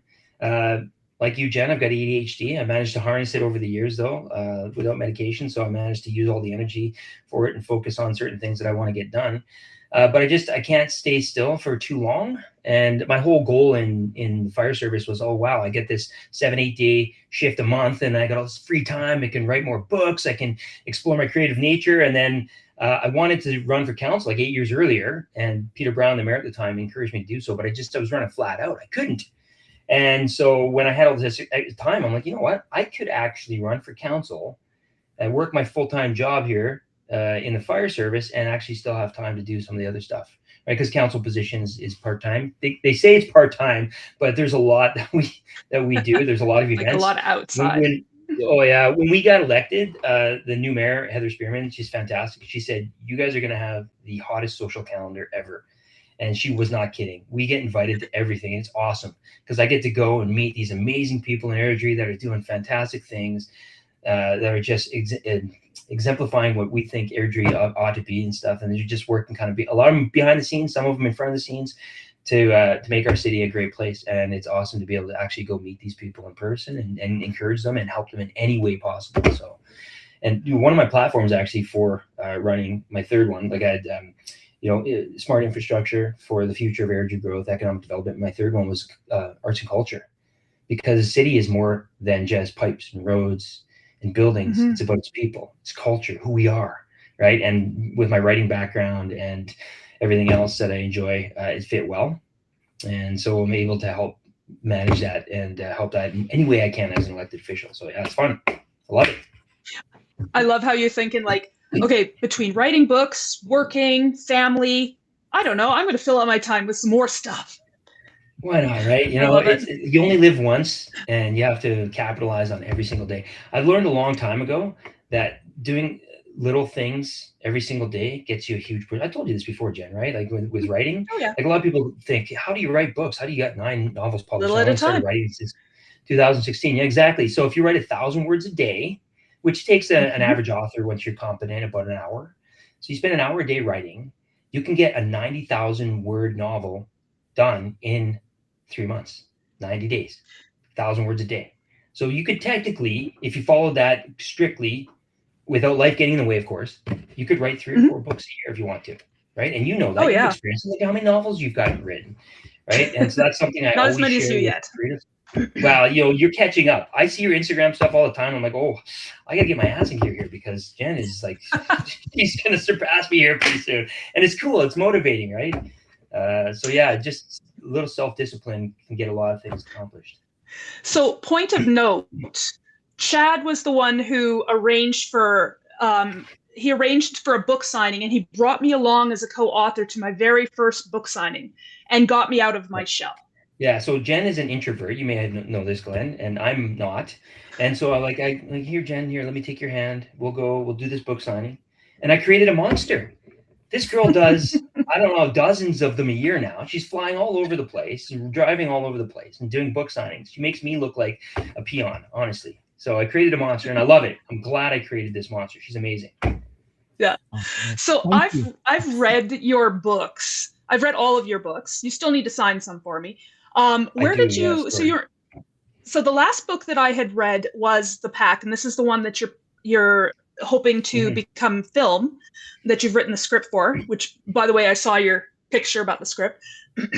Can you tell us where your idea came from that? Because I know, but nobody else does. Yeah, that's an interesting one. So I was working one day at the fire hall, and a buddy of mine, he was an archaeologist by trade, but he quit that, become a firefighter. You know, we have a lot of different people in the fire service who come from different, like engineers, electricians, construction workers, business people. Like, they just love the fire service, right? Because it gives you that sense of accomplishment. You're able to help people out, and plus it's exciting. driving a big red truck, lights and sirens to help people out. Kids love you. Fantastic. Nothing like it. Yeah, kids love us, exactly. But so I was at the hall one day, and my buddy Luke looked at me and he said, I had this nightmare the other day. Or he goes, I had this nightmare one time. I was visiting my grandmother in the French Alps, and it's a small town nestled in the Alps, beautiful location. And him and his wife were there and with their grandmother. And they have these houses are interesting because they're like, they got the main floor and then upstairs, and then down there, there's like a door that's kind of 45 degree, and you can kind of go down, and that's actually the barn. And so the barn's attached to the house in that way. And then in the barn, it opens up to the main street. So there's two accesses to the barn, from inside the house and also the main street. So it's kind of a cool setup.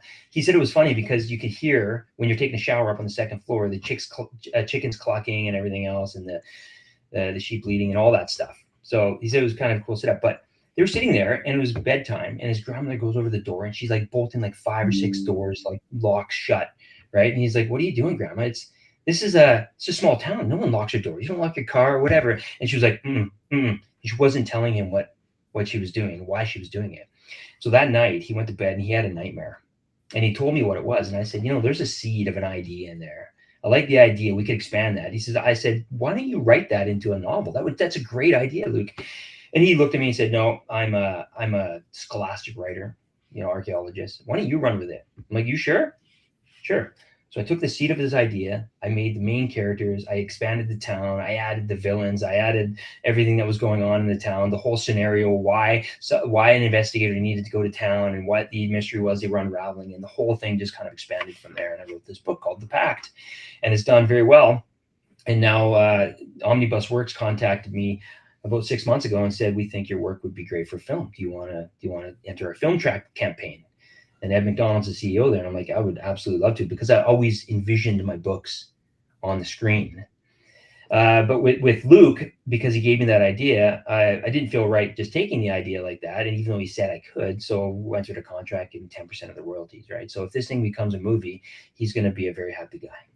Yeah. So, yeah. So it's good. Yeah. Well, it's also part of the brotherly thing at the fire department. So I don't know if she told you, I'm a firefighter paramedic too. So. I think you neglected to tell me that, Jen. You didn't tell me I was going to be talking to my brother here. Oh, sorry. I thought I did. Yep. Oh, maybe. I don't know. I got a lot going on in my head these days. So.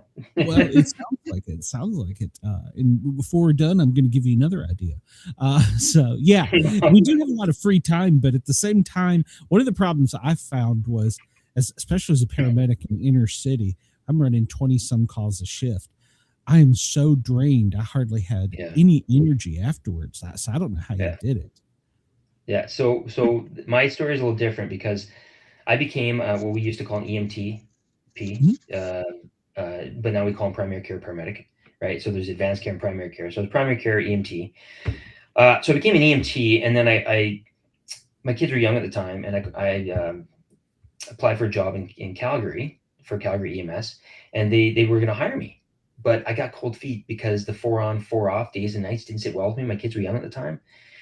And so I respectfully declined, but I still love the job and the work, and I want to get on a car, do some emergency service response. And a buddy of mine at work at the plant said, hey, Rocky County's hiring firefighters. I had never stepped in a fire station before. I had never been on a truck. I'd never really even talked to any firefighters. And I'm like, okay. So I throw my name, and this is my life, man. I just throw my name into stuff, and things happen, right? And it's weird. So I threw my name in, and they hired me. At that time, Rocky County had low standards, really low. Now we've gotten a little more structure. We unionize. Things are a lot better. We get better pay. Back then, we were making less than minimum wage to go in car fires and house fires and things like that. But so they hired me as a firefighter, and then they put on this what's called 1001, 1001 level 2 course, right? Level 1, level 2. Those are your basic fire courses. They're expensive here in Canada. They're like $20,000. They said, we'll give you this course for $2,000. We'll do it in-house. And we'll give you some gear and stuff like that. And I was so poor at the time. I scraped every nickel and dime I could to enter this course. Some of the people in my class that got hired at the same time, like, oh, it's too expensive. I'm like, are you kidding me? $18,000 discount in a course that you're going to get your seals for is amazing. So went through that course with Rocky County, and I absolutely loved it. I love being a firefighter. The funny story is, and this is renowned in the county, in the fire service, is I went to shift that day. I had no idea what I was doing. And the captain comes to me and says, what do you know about fire trucks? And I look at him, I'm like, they're red. And that's literally my red, knowledge. Not Well, all of them. Airdrie, they're green or yellow. Yeah. So they're different colors. But yeah, but our trucks were red. And he looked at me, he's like, okay, we need some work here. So he takes me and he puts a breathing apparatus, an SCBA on me, gives me some training. And like 2 hours later, I was on the end of a hose line putting out fire. Like, we'd never do that today. You know, as a probie, you'd be stuck with a nozzleman, and then you'd also have to have all of your training before you do this and stuff, right? So it was cowboy days back then, but we've gotten better and we've grown with the service. And now I'm able to do it, you know, pretty much full time. And then I do some of the other things that I love as well. But yeah, that was my entrance into the fire service. Like, zero knowledge at all. I just needed experience. So in regards to your comment there about 27 calls a day and stuff, Rocky View County it's a large county, and there's 7 fire stations. There's I think 3 volunteers and then 4 career stations right now. And our call volume has gone up steadily. It's not always that, like, they develop, it's getting higher and higher. But when I first started, we didn't have a lot of calls, not a huge amount. So you were able to transition into it and stuff, right? Even today, like my last shift, I had 3 calls, right? So it's very, very slow. It's not a urban department by any stretch. We do have some urban and rural areas, and we do wildland fires and stuff. On a busy day, you might get 5 or 6 calls on a 24-hour shift, right? So it's very good that way. But sometimes you have all-nighters, and you know, you've got a couple days to recover at minimum after that. So it's not too bad. It's a pretty decent gig, and they pay us really well for it, and the citizens appreciate the work that we do. So I gotta love it. Do you write on your downtime? Yeah, sometimes. Yeah, I write on my downtime, or I'll edit some stuff, or I'll go through some emails that I need to catch up on and stuff like that on downtime. But you know, we as your last guest Tori there is talking about her and her friends chirping each other and stuff. Of course, you know this, Glenn. We chirp each other at the fire hall all the time, man. It's the thing we do, right? And help to mitigate the dark stuff that we see all the time. But yeah. Yeah, absolutely. So where do you get your inspirations for your novels? Yeah, they come from all over the place, all over the map. Like my first novel I wrote 2 actually in parallel. Dylan Hunt and the Desert Oasis Resort. It's about a 12-year-old boy who has these uncanny abilities of observation and can find things that others can't. It's like almost mythical, but he doesn't know where this comes from. But a secret organization named the Orion Group knows, and they conscript Dylan to get the Desert Oasis Resort to help them find a missing person. And in that book, Dylan's dad wins a vacation to go to Desert Oasis Resort. So they have no idea why they're going there. Once Dylan gets on site, then all hell kind of breaks loose. And Orion Group contacts him and says, you know, we know you've got these abilities. You need to help us out and stuff. So he has to solve this mystery. It's actually funny, when I wrote that book, it started doing really well on the Kindle, like, because you can get that one free Kindle, because I wanted to give people a sample of my writing and stuff. It actually did really well in the young adult mystery section. I looked at my wife, I'm like, is this a mystery? She's like, absolutely a mystery, and 100%. I had no idea. She's like, you don't know what's happening until the end. You're kind of like twists and turns all the way. So I wrote that one, and then I wrote a prequel to it called Enter Orion, Heart of the Diablo. And that's about a backstory about Derek Vehicle, who becomes Dylan Hunt's handler in the Dylan Hunt series. So that inspiration for that book came from, I was just, as I was getting into writing, again, narrative writing, because I hadn't done it since I was, younger. I thought to myself, I love, like, we're such a digitized world. And I'm a Gen Xer. I was born in 76, and I didn't have the privilege of all that. We kind of grew into the technology, and so we had to make our own fun. And I used to remember going out into forests and having these amazing, incredible adventures on the jungle gym and stuff like that, right? So I thought, what if there's a 12-year-old boy who can go into the forest, and then I paint the picture of what he's seeing, right? And so I through narrative form, I describe his adventure in this forest, and then you realize that it was just in his head at first, right? And then the story takes off from there.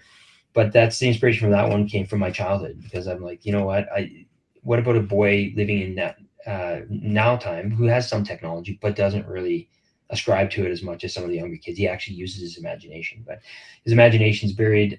It comes from, rather, you find out later, something else. I don't want to ruin the plot just in case you decide to read it, Glenn. But he finds out in the next book, in The Mask of Time, where his special abilities come from. And then we learn more as it goes on. Yeah, as he goes on. It's kind of like Harry Potter and Percy Jackson, where he ages through the series. Mm-hmm. Start with him as like 12 in Desert Oasis Resort, and then Mask of Time, I think he's 15, and then he's like 16 in Artificial Intelligence. And I still have one more book to write in that series, but I haven't been distracted with everything else. So people keep bugging me saying, "Are you going to finish this or not?" Like okay, so I won't bother you because I'm looking forward to the fourth one too. I think I actually convinced you to write the fourth one.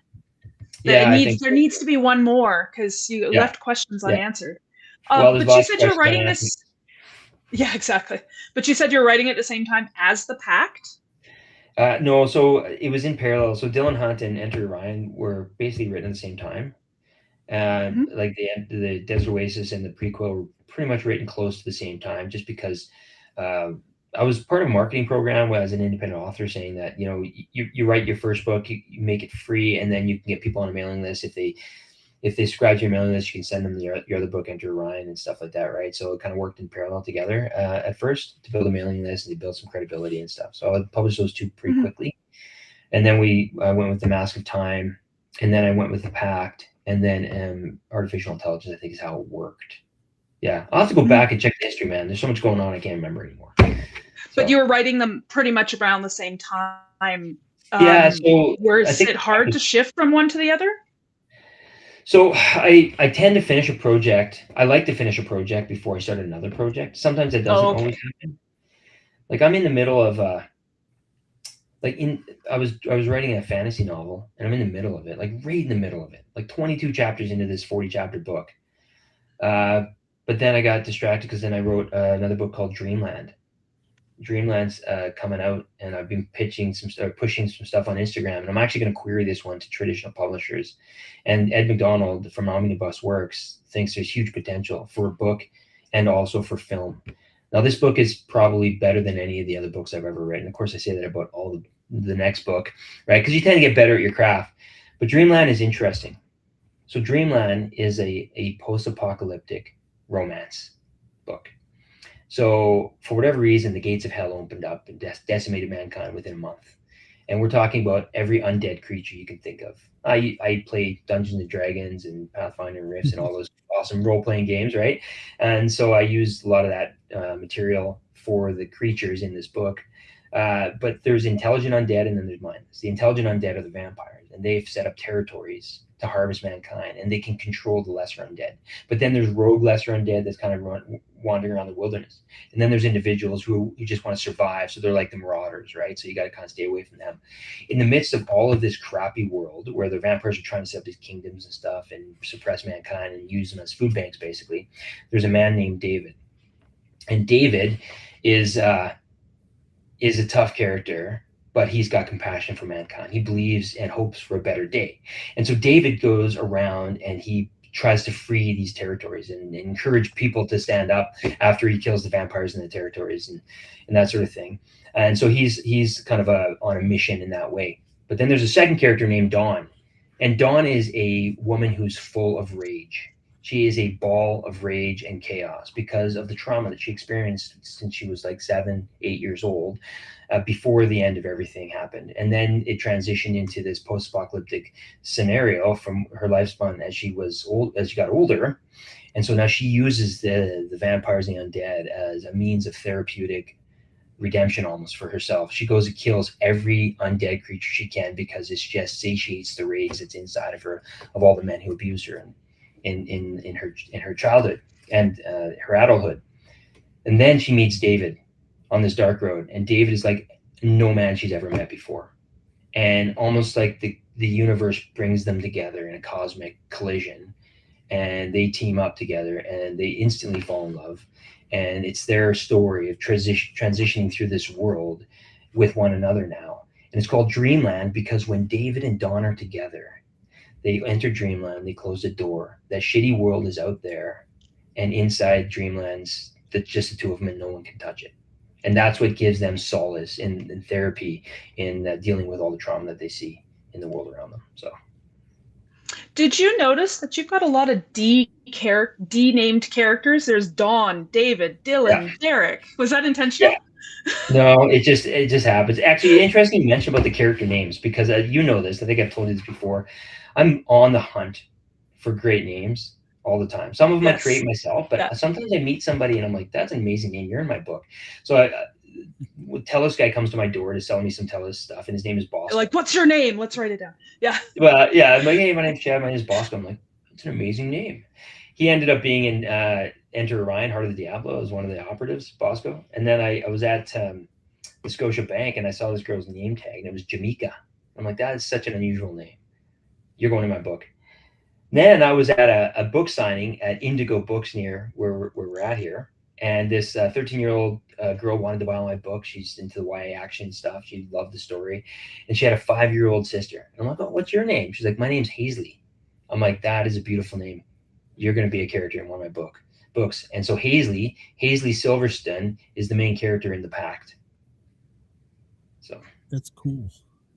So if you have a cool name, you may end up in one of my books.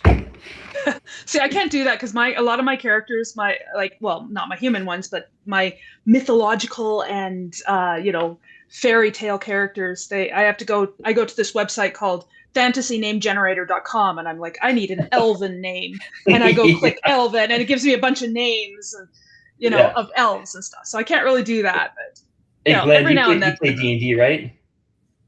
Yeah, many years ago. Yeah. So, awesome. But they have actually you can roll name generators on some of these. Nice. What's called the Dungeon Master screen. You can actually roll for a name. You're like, okay, I like that one, right? You just randomly generate it. That's cool. Yeah, so similar to what I did. Yeah. We had what was his title, Jen? He created board games and stuff like that. Darn it, I don't remember. It was, you know what? I don't remember what I ate today. So I think it was steak and potatoes. I feel the same way. I hear you, Jen. I'm with you on it. He creates worlds, writes books and comic books, and then creates games. Yeah, he's very creative. Ed, that was his name. So Ed. I can't remember his last name, but I'm surprised you remember his first name. I couldn't even remember his first. I just remember his covers were really pretty. Yeah. You guys interview so many people, though. Like, how long has your show been? Yeah. It's been a long time, right? So this is my third year, two guests a week. So yeah, we're getting there. This is my third month. And we're going to keep it. And we've had actresses, actors, athletes. We've had comedians. We had a disc golf one. Yeah. Disc golf. That's becoming huge. It is. You know what? I gave it a shot. I went and looked it up and stuff. So we have we're gonna check it out when we have some time off. Yeah, Airdrie is developing like a disc golf association and stuff like that. I didn't realize this was a big thing, and that's one of the sport tourism. There's certain sports. It's like there's like probably 24 sports. We narrowed down to I think 7 or 8 or something like that, and disc golf was made the list. I'm like, really? This is a thing, and apparently it is. Yeah, if you design a course, the guest that we had on, that's one of the things he does. He was the inventor of disc golf. So I was going to ask, of all the things that you do between the city council, working in the fire hall, writing, parenting, all of it, what is the hardest thing? What is the thing that you're like, oh, I don't want to do that? I can answer that. Wow, that's a loaded question. It depends on my mood from day to day, right? So that's true. Yeah, I mean, like when you want to. Some days you feel like I need to write, but I just don't feel like writing. I think I need a break. I need my mind to do something else or whatever, right? So I do diamond art then. Yeah, right. I think probably the hardest thing so far is just. So I've been in city council for 6 months. And it's going great, and I'm learning tons about municipal politics and about managing a city and stuff.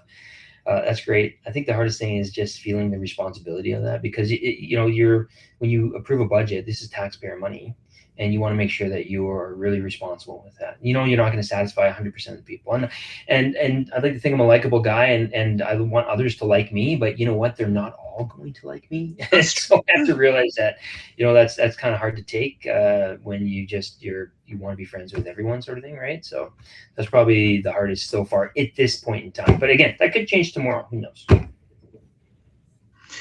So, do you find it? Oh, sorry, Glenn. Go ahead. I was going to say the hardest part for me was being on that damn ambulance. So, Tori wants to say hello to you, Chad. Oh, awesome. Yeah, I saw the last bit of her thing. It was awesome. Yeah, I'm like, I should have come in at the beginning. You know, she's always an amazing story. It's always fun. It's always fun, especially when people like have a good sense of humor and they can laugh at themselves and stuff. So it's always great. I read a little bit about like, awesome. Like something about like fighting alligators and stuff like that. I'm like, and being a welder. I'm like, what is going on here? You're a welder at that. Yeah, superwoman. Yeah. So, and she wants to. She said she wants to be one of your shows if they ever come out. So right. I've got you your first cast member. So hey, maybe she could play Hazley. Yeah. Hazley's a tough cookie, and Tori looks like she could take her own. Like, you know, hold her own. So. Yeah, I believe so. Do you find it harder? Okay, this is going to might be a loaded question too, but do you find it harder to sit down and write and actually do the writing, or do you find it harder to sit down and not be interrupted when you're trying to write? So the way my mind works, like, because again, I'm back to the ADHD thing. We can generally do multiple things at a time. So I can literally write and somebody interrupt me and stop in the middle of a sentence, deal with it, come back, and just carry on with where I'm at. Mm-hmm. I don't know. It's weird. I know a lot of people, they need that silence. So that doesn't bother me. The biggest part, and I generally don't have an issue writing, like say 1,000 words a day sort of thing. If I want to, I could really do it. I've never actually published a book. I've written a book in 6 months. I've written them in 9 months, 12 months though, right? But life gets in the way and stuff. But if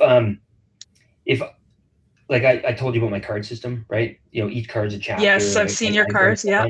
So I plan my stories out, and then of course they take on life of their own as you're writing. You go way off card, and then you know a few days later you're like, ooh, those cards aren't relevant. I need new cards and stuff because you've taken the story in a different place. I think I actually took your card idea and ran with it. So I'm using your card idea. Does it work for you?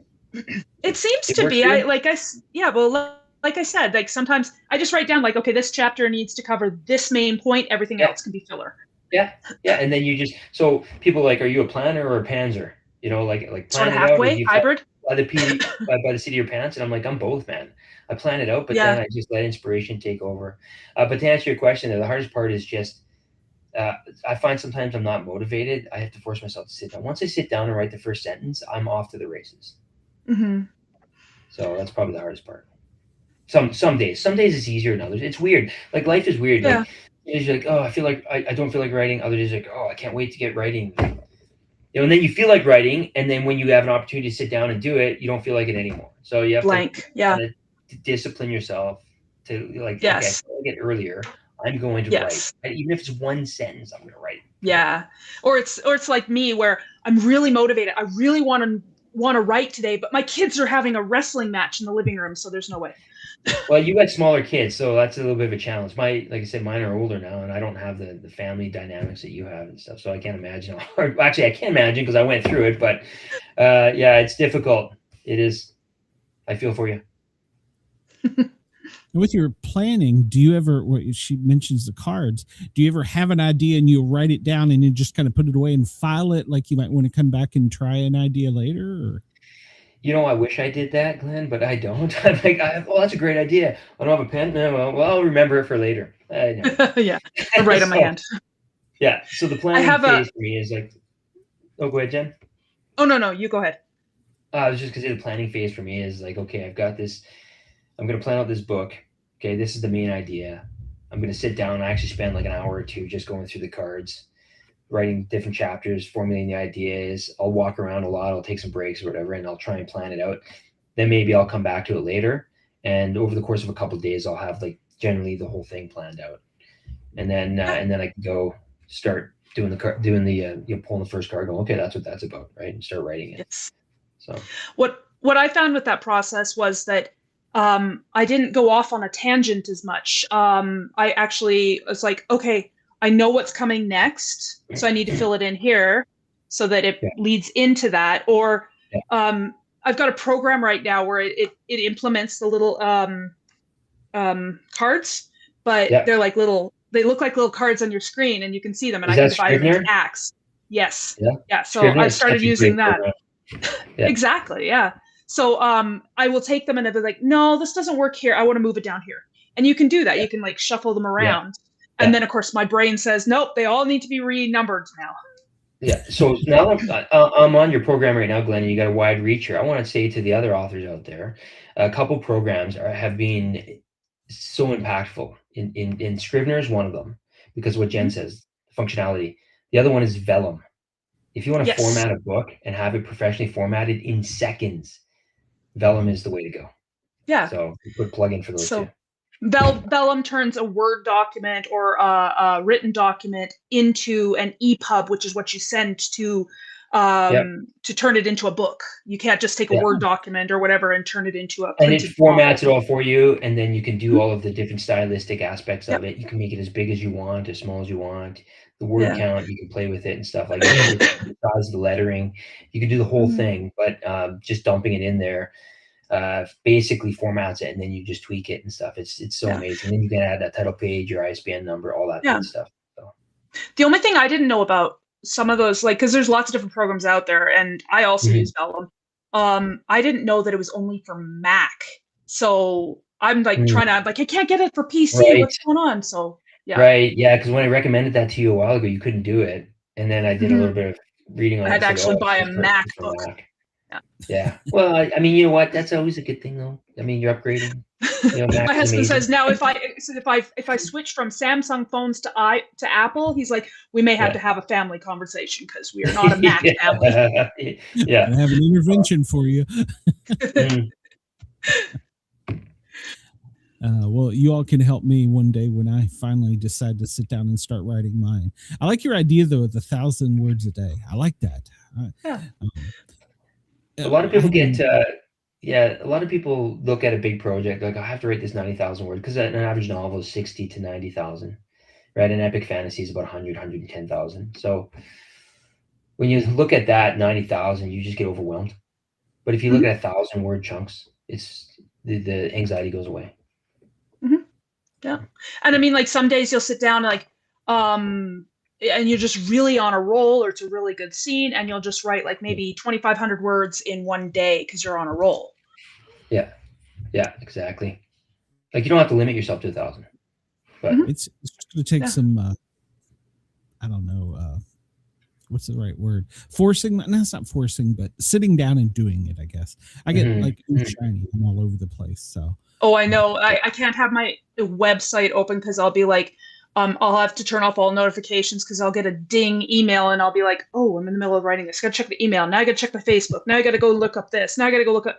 And then I'm just like, my whole day's shot. I'm good at ignoring social media. I can ignore social media and email all the time. So yeah, that's awesome. Scrivener has a really great option. So you click it and it darkens the screen behind you, and it just gives you and then it silences everything for you. Yep. So it just focuses you on your story, and then you can click that option, you get out of that, and then you can answer your notifications and stuff. So because it really developed it for writers. Yes, and because I have autism, ADHD, I also have dyslexia. So when I'm writing, I will skip all those little words. I know, right? Just make it easier, or not. Yeah. But I'll miss like those article words, like of, that, the, and, Sometimes I'll miss context words instead of the bird is flying. It's just the is flying. Yeah. So Scrivener, not that we're promoting certain products and stuff, but I found that Grammarly works with it. Yeah. Okay. Awesome. Oh, that's good. Yeah. My problem was the first chapter, I didn't write any quotation marks. And so I had some friends read it, and they were like, no, are they talking? Mark? And I'm like, oh yeah, I guess I should do that. I had to learn. It took me years to learn how to use a comma properly. Yeah. Yes. So because of the pack turning that into a script, I've had to learn a different type of writing. And I was going to ask about that. Script writing is really, really, really, really fun and interesting, because you know how you describe everything in immense detail when you're describing, in a paragraph or whatever, right? With the script, it's just succinct. Give them enough so they can visualize, because then the directors and producers are going to take that and they're going to make that a visual landscape on the screen, sort of thing, right? So you give them enough so that they can understand what's going on, and then it's mostly just dialogue, and then you just do your descriptions and then dialogue. But the descriptions are short, succinct, clean. I really kind of like it. It forces you to be concise, because if you look at a script in real time, 1 page equals roughly 1 minute of screen time, right?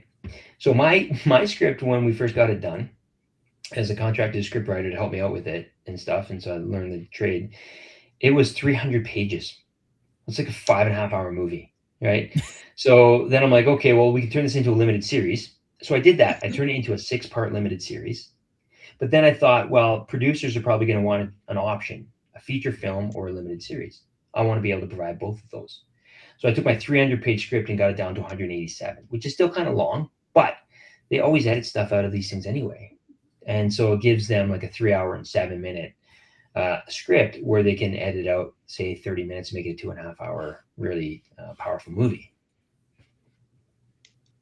Nice. Yeah, I was going to ask, like, how is it different writing? Did you have to add dialogue to your stories, so turn narrative into dialogue just so that you could fill in those blanks that you'd otherwise be describing? So I thought that was the case originally, but I realized I had too much dialogue. You can actually describe things with a look and that sort of thing. Describe what the character's doing as opposed to what they're saying. Because I know you often want to try and get into the character's head, because in a book you can do that, but in the screen you can't. So you tend to show more. So I was over dialogued at first, and that's part of like being able to cut down 130 pages, 120 pages, whatever it was just taking out a lot of the dialogue that didn't need to be there, and it would be awkward too, right? They'd be talking to themselves a lot of the time. And I know I talk to myself, right? And I know on when you watch movies, every once in a while, somebody will say something and they're kind of speaking to themselves, and that's okay once in a while, right? But so I kept the sense of the dialogue and the flow of the book the same, but I did change and add some things. Actually, I think, honestly, like everyone says, books are always better than movies. And I don't agree with that assessment, because sometimes I find some movies, they did a better job than the actual book.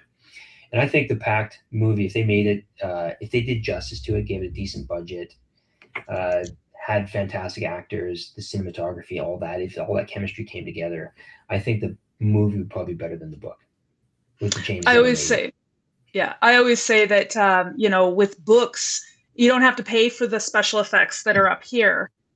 Mm-hmm. So you can do a lot more with zero budget, because they're all in your head. But sometimes it's a different beast to actually see your book and see, you know what's happening and you're seeing it.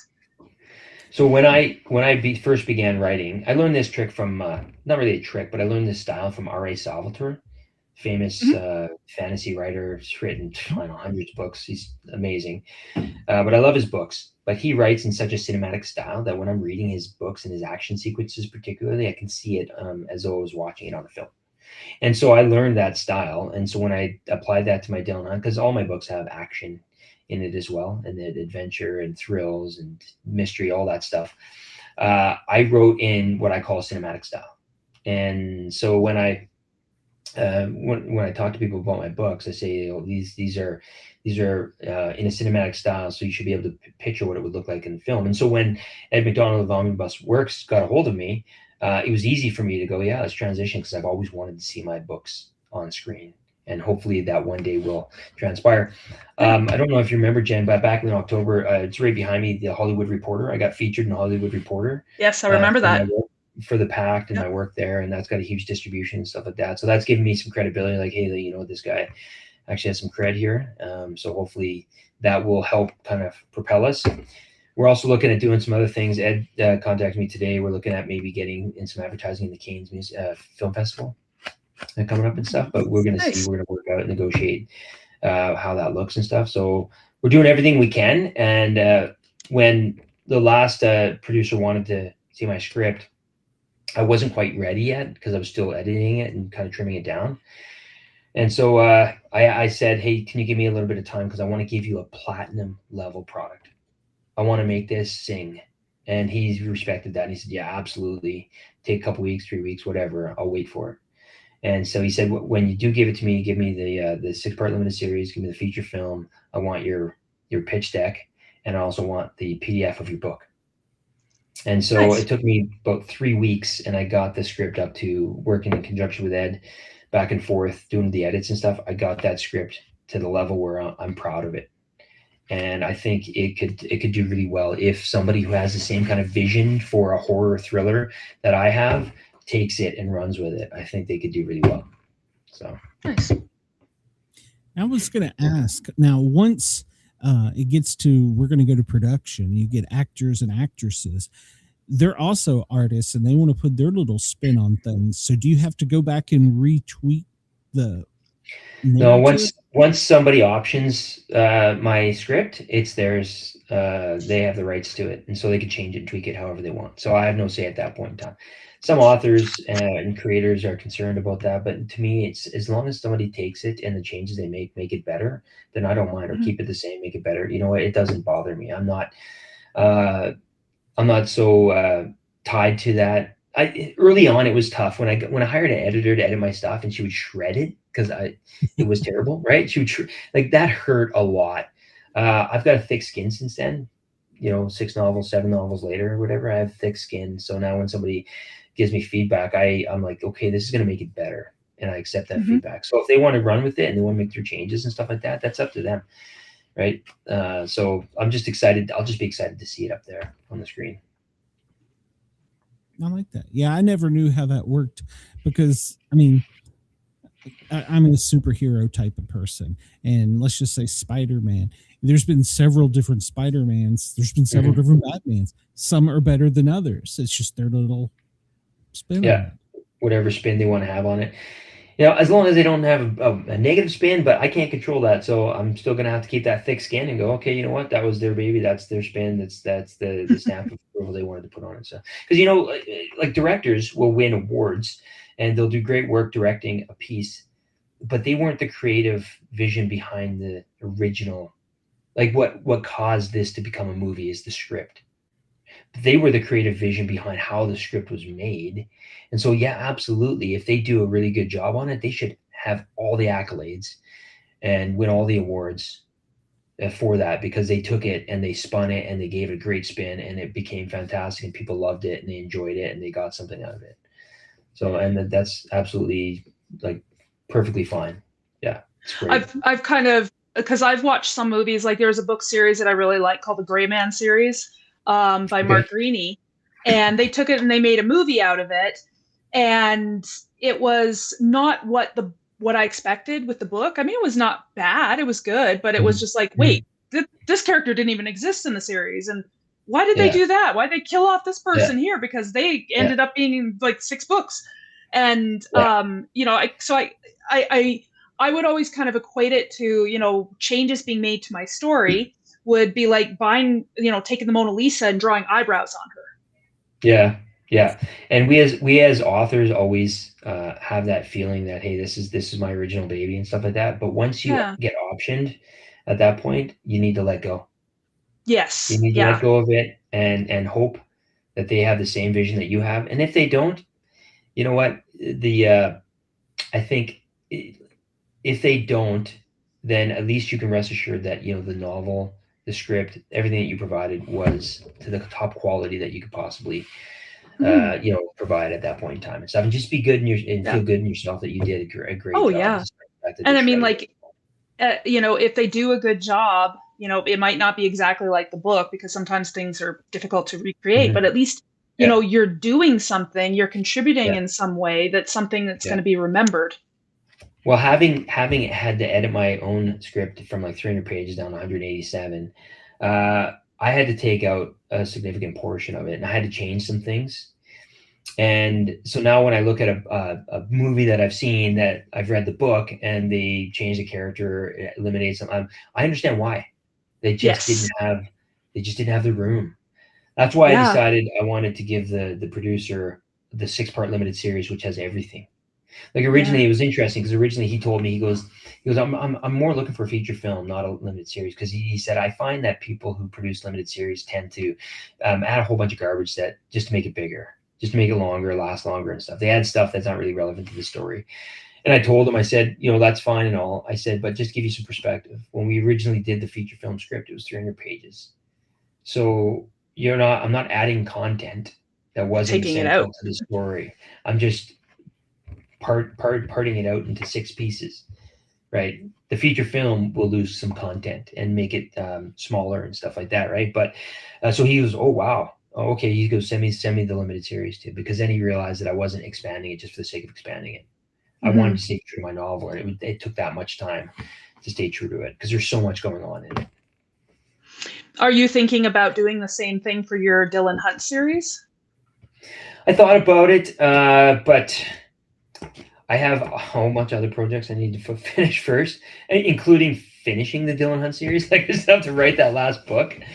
But yeah, I would love to see that, because I think that'd be a great book. Mm-hmm. It's nostalgic for me, and I think it would be great for, like I said, it would fall in line with like a Harry Potter or Percy Jackson as well, right? Just because of Dylan's story and how he progresses and such, right? And I think kids would love it, and adults would love it too, because I've had because the story does get a little darker as you go along. Like, it's funny because like Dylan Hunt starts from like not knowing anything to helping find a missing man, to going to Mexico to get like this mask of time, and then to the third one, the artificial intelligence, where he's like in Japan and he's like fighting the Yakuza and this new group called the Neo Takeda Shinjin, which is a group of woman assassins, and he's dealing with a group called Tower 6. So it like escalates in scope of all the enemies that are coming at Dylan and Derek in this whole series, and the Orion group and stuff. And then there's some like intrigue behind the Orion group. There's some sketchy things that Jake, who's the main guy driving everything, he's not telling you because he's keeping that under wraps. So what his real motives are, which you'll find out in the 4th book whenever I finish it. Yeah, you left too many open questions in that 3rd book to not be writing a 4th one. Oh, I was like, always what? This is your last book? One. Yeah, no, it's not the last one. I was planning on doing a 4th one, but I just didn't. I moved on to other projects and stuff, and never got back to it. Yes, but I will finish it. It'll be good. Sounds like you've written several different genres. Is there one that you haven't written yet, as far as a genre you'd like to maybe try? Not really. Like, so I've got it. Like I said, I'm got halfway through a fantasy novel, because I love fantasy. Like I said, Ari Salvatore is a fantastic fantasy author, and so I got this one fantasy book that's half written. That's really good, but I need to finish that and publish it, obviously. And then I've got I've got a little bit of romance and dreamland. I've got YA action adventure, then a horror thriller and stuff. So I think I'm pretty broad on that. But you never know me. Like, something could come to me tomorrow, and I'd be like, oh, I'm interested in doing that. I'm gonna go and try this now. I've got like 1 minute of free time. Let's put that in there. That's right, exactly. Just fill it up. Oh, mercy. Well, I don't know. I sent it in the email, and I'm sure Jen probably told you. One of the questions we always ask is, as our guest, we used to be a paranormal show, but now we're kind of entertainment paranormal light. Have you ever seen a ghost, Bigfoot, Loch Ness Monster, anything? Okay, before I answer that question, I need to ask you one. How did you come up with the name Sportcat Show? Because you go from paranormal to Sportcat. Like, that seems like a serious transition. Well, Sportcat is a nickname that I got at Fire, or actually I got as I was in EMT school at Dispatch. It actually stands for a Sportcat unit in scanner. So there's nice. Yeah. I was young and stupid, and I stuck. We all are at one time, right? So that's how I got the name. The original idea was for the Paranormal Guys. It was going to be me and my son, and I was going to be the one that believes in paranormal, and he was going to be the one that doesn't believe in anything paranormal. And we were going to have people on, and we were going to both come at it from both sides. Oh yeah, like a Mulder Scully thing from X-Files. Yeah. And he ended up growing up and moving to Vermont and leaving me. Leave you high and dry. So now you're stuck with the Sportcat Show. Yeah. So, well, I found that I liked my email address is to the paranormal guys, but the problem was I was asking people because like we had an athlete on, and I asked her a paranormal story, and she's like, ESPN never asked me this. I'm like, that's what I like. I want to get that different thing. And but I was starting to get people telling me, like, I just had an author just chew me out for messaging him from my paranormal guys email. He goes, I don't do paranormal shows. We're not like that. And I'm like, okay, well, that actually, and I explained it to him, and then he got kind of pissy with me, and I never replied back. But so I started getting people getting negative. I don't do paranormal. I don't believe in that. It's all witchcraft, voodoo, whatever. So I was like, okay, we got to move away from this. And so I just, it's my nickname, huh? So everybody knows me. So sweet. Okay, so I guess I owe you an answer here. So I got a couple small situations throughout my life. So I used to live in Nanaimo. I graduated high school there. It was Vancouver Island on the west coast. And I was about 16. We were playing Dungeons and Dragons at my buddy's house who lives out in the country and stuff. And we were playing. All of a sudden, the light shone in the window, kind of like across the sky. And we looked up and we're like, "Well, what is that?" So we walked out and we see this like light show like zipping across the sky. And we're like, and with no sound, it wasn't lightning. It was clear as can be. We're like, well, what the hell is that? Like, we have no idea. Next day, the news in Nanaimo reported that there was a UFO sighting in and around Nanaimo, and so that must be the light show. Now, I personally don't believe in UFOs. I don't know what it was, and I don't know what it could have been and stuff, right? I just find it hard to believe that they're going to travel billions of light years away to do relatively stupid shit, like, mutilate cows and put circles there to ask you questions like, why is that circle there? So, and they haven't actually contacted us and given us some amazing technology that could help us actually, with world peace and stuff, but whatever. They could be tricksters. That's right. They just like to joke around a lot. They're like, we're going to mess with these humans here. So Low-key wannabes from SETI 9. Yeah. About the same time as well, I had I purchased a Ouija board. You could buy these things from like a.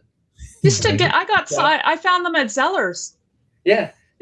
Weird, right? So you purchased a Ouija board, and we had a Japanese exchange student at the time, Tomie, and so I'm like, this would be cool because so to me. Okay, we didn't have the internet back then, all right? So, I just assumed that, the Japanese are really spiritual and everything else, right? Because they're kind of mysterious. That's the thing. I'm like, oh, I'm sure she'll love this, right? So we got me and a couple buddies together and Tomie down in the basement. She didn't speak a lot of English. And so we're down in the basement. We got like candles and everything's dark, right?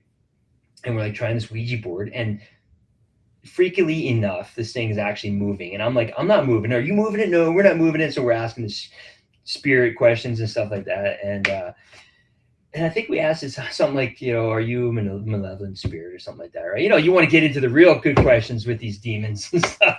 And suddenly Tomie's hair goes up in fire because like one of the candles caught her hair on fire. And so we're like putting it out and shit. Now, I don't know if that was just a coincidence or what, but it freaked us out enough. We're like, we're just going to put that Ouija board away and we're not going to mess with that thing again. And then there was a time where your previous guest Tori talked about being like paralyzed, sleep paralysis. Mm-hmm. Yeah. Mm-hmm. So it's never happened to me before, but I remember waking up one time and I couldn't move and it freaked the hell out of me. And then finally I was able to yell out, and I thought I had like a demonic, presence or spirit was kind of like capturing me and that sort of thing, right? And then years later, I read this book, Why We Sleep, and in that book, they detail that there's a hormone in your system that when you go to sleep, it actually paralyzes you. And the reason it does that is so you don't enact your dreams, because if you did that, some people could get hurt, and people have actually gotten hurt because that mechanism in your body malfunctions. And so you have spouse killing their spouse because they enact their dream that they're having. It's a violent dream sort of thing, right? So I thought that was a demonic activity at the time, but it was not. I'm not denying that there probably is some spiritual and demonic, stuff out there, and obviously some good stuff as well. But so I've had those events. I've had a couple other weird ones, some coincidences. When something happens, you're like, well, how did that person know this? So for 2 days, I was in my when I first moved to Airdrie, I was in my house there, and I had this truck. For 2 days, I was contemplating selling it. I didn't tell anyone. Didn't tell a soul. I was like, I think maybe I should sell this truck, right? I don't know how to do it. I was a young guy and stuff like that. Suddenly in the afternoon, after getting home from work, I get a knock at the door. And the guy comes to the door. He's like, hey, you want to sell your truck? Like, I didn't tell anyone. Like, so there's got to be something floating around in the universe regarding that. So I don't discount paranormal activity and those sorts of things. Some of it I think can be explained scientifically in the physical world and processes, but there's some things you just can't explain. Like, how did he know I wanted to sell my truck? No idea. So put it out in the ether. It's out there in the universe, man. Yeah. Well, so, who knows? If you have any more spare time, one of the side things I do is I'm a disc jockey on the Thin Line Rock Station. It's a radio station dedicated to public safety. And they're looking for people that want to come on and play some music and tell some BS in between songs. So I can hook you up if you're interested. So if you've got more spare time. Well, I'm sure I could find spare time. I'll squeeze every second of the day here. It's easy. Awesome. Well, I appreciate you guys having me on. Yeah. Before you go, two things. We're live in Australia, so I want to make sure everybody knows how to get in touch with you if they want to, how to get your stuff, and if you have any up and coming things on the horizon. Yeah. I'm mainly an Instagram user. I have Facebook, but I don't use it very often. But it's Chad Stewart Author at Instagram. So just go there. That's my handle, Chad Stewart Author. It's pretty easy to figure out. You'll be able to find me there. You can follow me. It's a public account. So follow me, and you can see all the stuff. You can see all my previous posts and stuff, things that I'm working on. So up and coming is well, I'm just pitching the Pact, steady to. I got another pitch coming up here on the 25th. So hopefully we'll have a producer that wants to pick it up and actually, be serious about it. I also have my book Dreamland, which I'm just finishing the final edits on it, and then I'm going to be querying that to some agents and some publishers and that sort of thing too. So those are coming up. Maybe I'll write this fourth Dylan Hunt book soon, but I'll let you know, Jen, as soon as I start it. Okay, it's in the back of my mind. Sounds good. But then people are calling for a second book on the Pact, and so now I'm having to think, okay, well, what would the plot look like for that? We've been waiting for the Dylan Hunt fourth book longer, so you have been waiting for longer, but these things take time. I don't know. It depends on what the fan base wants, I guess. I don't know. We'll see. But so just got all that, and then work and everything else, I guess, running a city. So helping run a city anyway. There's 7 of us. So. That's great. Chad, thank you for coming on. We'd like to have you back when you get your movie contract and everything set up. Yeah, for sure. I love how you say when. That's awesome. Appreciate it, Glenn. Well, it's going to happen. Like with your truck, put it out in the ether. It's going. Put it out in the universe, right? Yeah, perfect. Yeah. And I will email you the information about the Thin Line Rock Station. www.thinlinerockstation.com. 24/7 rock and roll music. So hope you like rock and roll. So I love all types of music. I'm eclectic that way. So me too. Perfect. He gets on me because I play country.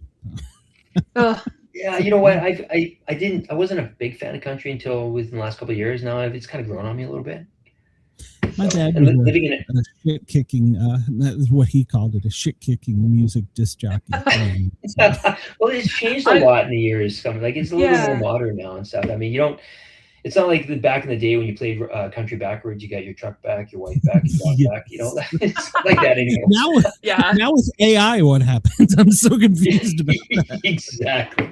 Awesome. Well, you guys have a great night. I appreciate it, and hopefully we'll talk soon. And I'd love to be on your show again.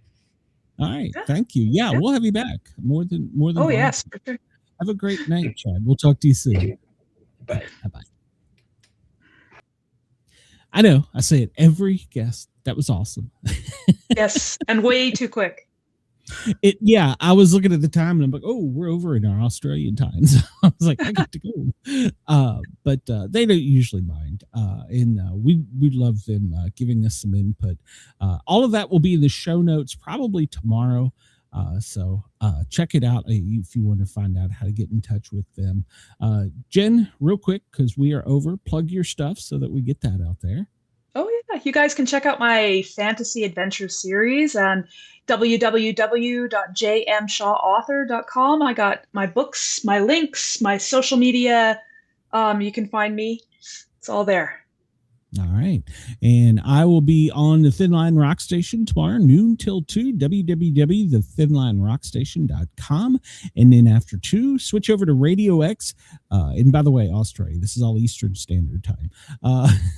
Switch over to Radio X Dare Talk Radio, or come over here to YouTube and watch the Sportcat Show. We'll be live then. And then next Wednesday, well, I'm not sure. We'll have to figure out who we got. We got somebody booked. We're booked until May. So we're keeping them going. Jen's bringing in some great people, and we're really glad to have her. So everybody have a great night, great morning over in Australia. Thank you for allowing us to tickle your ears. And thank you to WBRFN and WZQR for allowing us to be a part of your day. We will talk to you soon. Bye. Play. Play. Maybe. There you go. There we go. Always the technical difficulties. So.